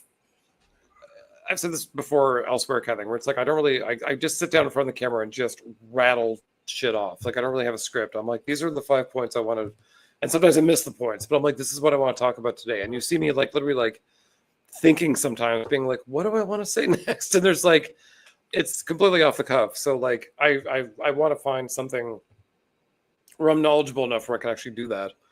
So I think it's like I'm going to take like I think August off to kind of recalibrate, take a break. The ratings are down in August anyway, so I'm not going to bother with any of that. And then sort of finish the thing off likely before the new year, and then we'll see, or nothing, or I just sort of do live stream, which I would also be very happy with because this is much more low maintenance. I don't have to download 1,000 virus-ridden images on my computer. You know, a live stream, and I say this to everyone, especially people that do mostly live streams and they're trying to grow their channel and they're like, I just can't hit that 1,000. I'm like, people will not subscribe on live streams. Like, I don't know why. It's such a small amount. You grow that subs, the subs by doing pre-recorded videos. But live streams, that's where you grow your community because people get to know who you are. And I love doing the live streams. Like it's so much fun. You get to meet new people. You get to see the people in the chat. People get to know who you are. But like you said, like, yeah, there's none of that editing. There's also no going back. There's no, oh, I fucked up. I gotta re-record this. Like this is so inexorably bad or like wrong that I have to like go back and do it. The other thing, I mean, like what I like about this too is that because of the subject matter, because of like the women, and there's women in every single, except for like the only thing I never got to talk about Bionic 6 because they did everything right. But I mean, I've touched on every single toy line from the 80s, And so someone's out there. And I mean, like, and that's, I mean, my favorite comment ever was for Street Sharks. This guy, within the first like 5 minutes of it being posted, he's like, finally, a Lena Mac video. No one's ever done a Lena Mac video. And I'm like, I doubt they ever will, frankly. But like, you're welcome. Like, I'm glad I could sort of muddle through what little I could say about her. But people will always find that. It's like, so long as the channel lives, like, people will kind of go and discover that on their own time. And they were like, oh, what about this one weird, obscure character from Ring Raiders or whatever the hell it was? Like, it'll continue. So, I mean, I feel like I've at least got a good base. And especially like almost like the Secret Galaxy formula where it's like it's a history lesson. Some parts of it may be outdated in the future. Say some line, picks up a character in 5-10 years. And that's exactly date, but like, that's what I was gonna like compare it to was what Dan Larson does. Where he spends all his time, and I've listened to him talk about stuff, and he goes, I'll have someone come up to me and start talking to me about a video that I did a year ago. And I'll be like, dude, I do a cram session for a week to do that 20, 25 to maybe 30-minute video. And then I have to forget all that and move on to the next one. So he's like, you don't know all this stuff. He's like, I do a cram session. It's not like I just like, hey, let's do a video and I know all this shit, No. I mean, like, I'm in bed at night being like, okay, what do I want to talk about? How do I link this to this? Like, it's like, I'm literally like losing sleep being like, what do I want to say and how do I want to say it? And his is much more scripted and polished, of course, but I'm literally going through my head. I'm like, what would be a funny joke? How do I actually start the video with a joke? What do I do here? But again, it's that thing where it's like, it's there and then it's gone. Like, and there's some, and I think Dan have actually recently talked about this too before, where like, he'll talk about a subject he actively dislikes or has zero interest in, but he still has to like, at least present Dan in Secret Galaxy and sort of do the whole song and dance. And it's tough. There's some I actually like actively hated doing it. I was like dreading it because it's on a calendar. And I'm like, 3 more weeks till this video. I'm like, oh God, I don't want to talk about this crappy thing. What would make you not want to talk about something? Like what would make you like not like something? Like what would it be? What was one that really pissed me off was like, it was Ring Raiders, which is a stupid one because it was like, there were no figures for it, but they did a cartoon and each character from the cartoon had a plane that was part of the toy line that was also in the cartoon, but they made 2 female characters. And despite the fact that they had 130 different planes, they didn't give any of those planes to the female characters. They made new planes for that. So it's like, it was this weird like Inception thing happening where it's like, you didn't just get shut out you didn't get shut out, but like doubly shut out. Like you were like, there was no chance of you being like represented in toy form in any sense. But on top of that, I didn't even like Ring Raiders. Like I had to watch the whole thing and I'm like, I hate this. Like it's a bad show. Well, that was probably because the last female, that tried flying around the world, she disappeared. So they're like, why would that was the last one. Legendarily so. Hundreds of successful flights, but that last one, that'll get you, girl. Like, you always remember that bad one, right? Like, yeah. Well, everyone gets my mad comment at me section. Like, every time I say like MotU was doing good till She-Ra came along, and if you watch the toys that made us, I'm not blaming She-Ra, but when She-Ra came out, that's when Master of the Universe literally took a nosedive. And I'll say, hey, Master Universe was doing great till She-Ra came out. And, the people, Allison, will be like, that's not the reason. I'm like, I don't know. I watched the toys that made us. I see the causality, but it's also like... It's just coincidence. They were 2 different animals. But I think like He-Man just sort of like ran its course. Like I think people were just kind of like aged out of it. And they were like, do you like Thundercats or Ghostbusters? And we were like, yes. Yes, I do. I want something new and sexy. Like it was just coincidence, right? I mean, that's all that it was. It was just total coincidence. But it is funny, like you say it and you'll watch certain people that will get mad about it, and you're like, oh, cool, I hit a button. I hit a button. Well, that was the prevailing notion for like the longest time too. Like in the early internet days, everyone's like, She-Ra killed the line. So Beardy McBurson says a lot of people say She-Ra was better than maybe, but it doesn't correlate with the toys where that toy Yeah. line literally crashed. But She-Ra, when you look at a She-Ra toy, it didn't fit with He-Man.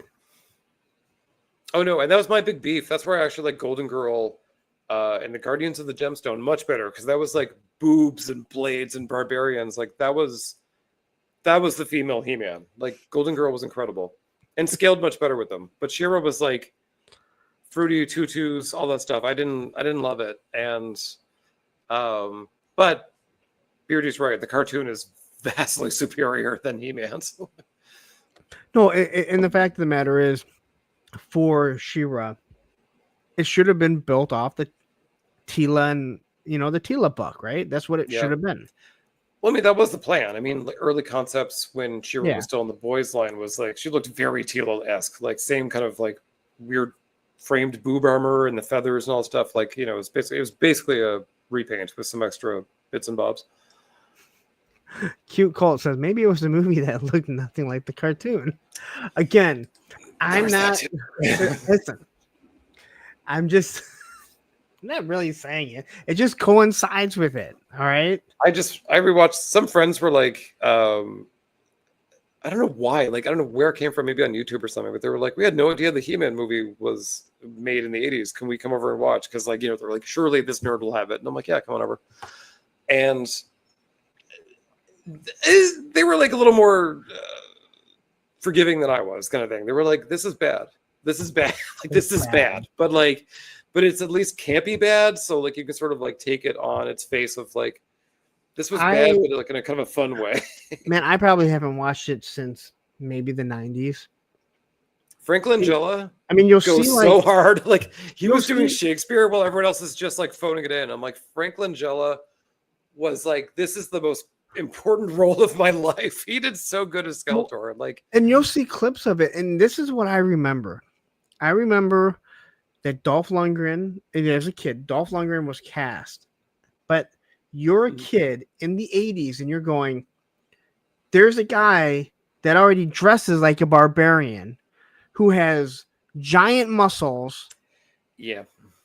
And his name is Arnold Schwarzenegger. And as a kid, you don't realize that sometimes people don't want roles. Yeah. You just Or think like, why would they just go get Arnold Schwarzenegger? I used to always ask my dad, why isn't Arnold Schwarzenegger in professional wrestling? He should fight Hulk Hogan. Like, right? Like that was, but he wasn't a wrestler. But I mean, that was after like the DCU kind of like imploded, where like everyone's like, any generically hot superhero should be played by Henry Cavill, and you're like, he can't play everyone. He probably costs too much money, and also like kind of a bad person. So maybe just drop it. They can just AI over everything. Like that mouth they did for his Justice League movie. Oh God! All right, so I gotta ask you this before we wrap it up. You said early on in the in the stream, I said a lot of things. I don't know what. I know. Well, you said every gay man has a diva, no matter who it is. Who is yours? I would say it's actually Tila. I've got a few like I've got my Janine Melnitzes, my Chitaras. I've got a few, in the wings, my Rogues, Wonder Woman. But yeah, Tila was like, especially like when I discovered He-Man so early, and I think I've talked about this elsewhere before, but when my folks were trying to like tell me that I was adopted, they told me very, very young, so I could sort of like learn and kind of adapt and grow with it. And so they were looking at like Luke and Leia, and they were like, nope, bad analogy. And they saw Tila, and they were like, her mother had a big job and couldn't raise her. So she actually gave her to, granted, rich royal parents, but like, she gave them off to the palace. She says, hey, Duncan, raise her in the palace with rich people and with weaponry so she can be a cool, like, queen in the waiting / warrior, she's meant to be. And it made sense to me. And it really spoke to me, and it was very smart on my folks to actually like frame it around that, where it's like your mother just could not raise you, so they gave it to us, and we're we've taken over, and we are your parents, but like we are something else happened before you're born. You'll learn about that when you get older. But it was like Tila was, I mean, I loved her character, but then with that added layer on, it really kind of like, I mean, we've been ride or die since. Wait a minute. Different Strokes, Webster, like they couldn't have pointed to those. Also, we were Catholic, by the way.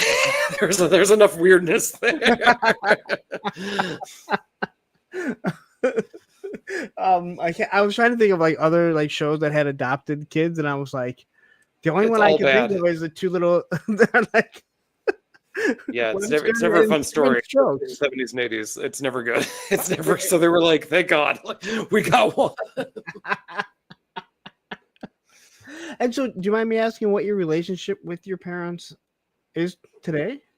That's good. I mean, they're not super in love with the gay thing. They never have been after all this time, even. So, but we still, I mean, we still talk. We still, call pretty much every other week kind of thing and sort of like check up. But, yeah, it's just sort of like they're still sort of in that kind of surface Stepford kind of community. So everything is just very like optics based. So, yeah, it's good. We talk, but yeah, it's still sort of strange. It seems crazy after so long. But again, like I mean, sounds like you still have a good relationship with them, and they made Tila. I don't even remember the story of Tila. Like I don't remember like. That's what I'm like. She was Sorceress. After she kind of like helped like expel the horde, she was like, I deserve a break. I'm going out into the world, and just doing my thing. And she like, here's where things are a little dodgy. She found some guy who had amnesia, and they banged, and then she got pregnant. But some people are like, did she find him or did she go looking for him? Like, was she looking for some like hot man seed to get knocked up? Debatable. But she's like sort of had the kid, and she's like, well, I'm kind of busy defending the powers of the universe. So like, she gave it to Man at Arms. She's like, can you raise this girl? Fun fact, she's also going to be He-Man's wife, which means she'll be the queen, and also she'll be the next sorceress. So if you can prepare her for all that too, thanks. Be a pal and do all the heavy lifting kind of thing. So sorceress is she's kind of a bitch, actually. Like everyone's like, she's so motherly and cool. Bitch. Huge bitch. Controversial hot take here on the late night. Okay, so yeah, well, I know, yeah. So I know the most recent cartoon that they made Duncan the father. That's her mom, and that Man at Arms was her dad, and that obviously sometimes it's Fisto, sometimes it's just a nobody. Like it just depends on. I'm sorry, like. I'm sorry, dude. Anyone that's Fisto is not going to be. He's not knocking anyone up, all right? Because that woman's going to be so wide anyway. There is no way that he's perfect for birthing, like she's like, I'm ready, I guess. Now I'm waiting for Thanos Captain to pop in and be like, yeah, he's like, I have several pictures on this exact subject. How that guy still has an Instagram blows my mind. I love, but it's like it's never skeezy. That's like there's a fine line, and he walks it very, very like very much to the rib. But like it's never like gross, and it's a weird compliment. He tries to get. With that said, I took a snapshot of Guar's "Have You Seen Me?" And if you know anything about Guar, you kind of know what Guar is, right? It's a musical band, and they dress up and they have appendages. And I wanted to put the Rattler on the "Have You Seen Me?" milk carton, which I did. Well, the video is on YouTube, and the way they milk or how they add milk to the cereal, well, let's just say it's not milk, it's white, and I'm like, I understand it's not real. I understand that is a fake appendage there, but I can't believe YouTube allows that to be shown, considering some of the other stuff they don't allow. Well, it's funny. Like, what was I watching? It was like some show where they were talking, like they kept on like saying like things over and over again. They were like, I can't say like this, and they kept on getting bleeped. And they were like, well, what if I said I woke up on my farm and said hello to my cock, and then petted my pussycat, and like they just kept on like running through all the stuff that was like not bleepable, and they were like, it's the same Same damn thing. It's definitely interesting. But anyway, I want to say thank you very much. I think we covered just about everything. I know there's something something else I was gonna ask, and I was trying to rack my brain on what it was. And The birthday clown, it's still in litigation. Yeah. So I can't talk about it. Not until the lawyers get involved. Tell everyone where they can find you. And you can find me at your local hourly rate motel. And also on Instagram and YouTube under Gayties Toys, written below. It is below, and I actually went and fixed everything. So I should have your name on here. It's not Talib anymore. I actually thought I fixed it. I'm glad Johnny mentioned it. And I literally have like the other YouTube here so I can see if I freeze up or anything. And I'm like, yeah, it says Talib right there. So I went and changed it while we were talking. Womp womp. It happens, right? It happens. I'll tell you what, like I watched the numbers because you have to see the little thing on StreamYard. Dude, people wanted to hear what you had to say, and all I know is I laughed my fucking ass off. So that's all I give a shit about. That's good. You know? I had a blast, man. Like that's why I say, like when you said, like I'm not very articulated when I talk. I'm like, I don't. Again, we're all. I'm not gonna say we're all harder. Some of us think we're really, really special when we're not. But most of us are hard on ourselves, right? That came out totally wrong. I know I am. I've been single for over 10 years. I got to be hard on myself. Chafing down here. No, but like anytime I've seen you, and sometimes you're pretty quiet. Like when you jumped on the clubhouse, you know, you're not. But anytime I've seen you, like you're very articulated. You're very. Just the way you come, your expressions and everything, like you're very engaging. A lot of fun to talk to, a lot of fun to watch. So, thank you. But again, like you said, I've been doing this 2 years. I'm like, there's a lot of people have been doing it longer, and I'm like, you're a good person, but man, wrap it up. Like, this isn't it, Becky. like, let it go. You have a better day job, right? Yeah, right. You're like, how's your retirement plan going? Like, this ain't it. Like, you're not making millions off YouTube, baby. But anyway, thank you very much. I appreciate you giving me all the time that you did, because I had a wonderful conversation. Like I said, I think a lot of people were enjoying it. So yeah, it was fun. You have anything else you want to add? Nothing appropriate, but no, thank you all for coming. Nothing appropriate. See, shit like that makes me laugh. And so it should make everyone laugh. But So anyway, Andrew, thank you very much. I had a great time. Check his channel out, his Instagram. It is in the proper stuff is in the description right now, along with his actual name. So we will see you guys all next Monday, and go check out all his live streams that he does and all his other videos. Take care.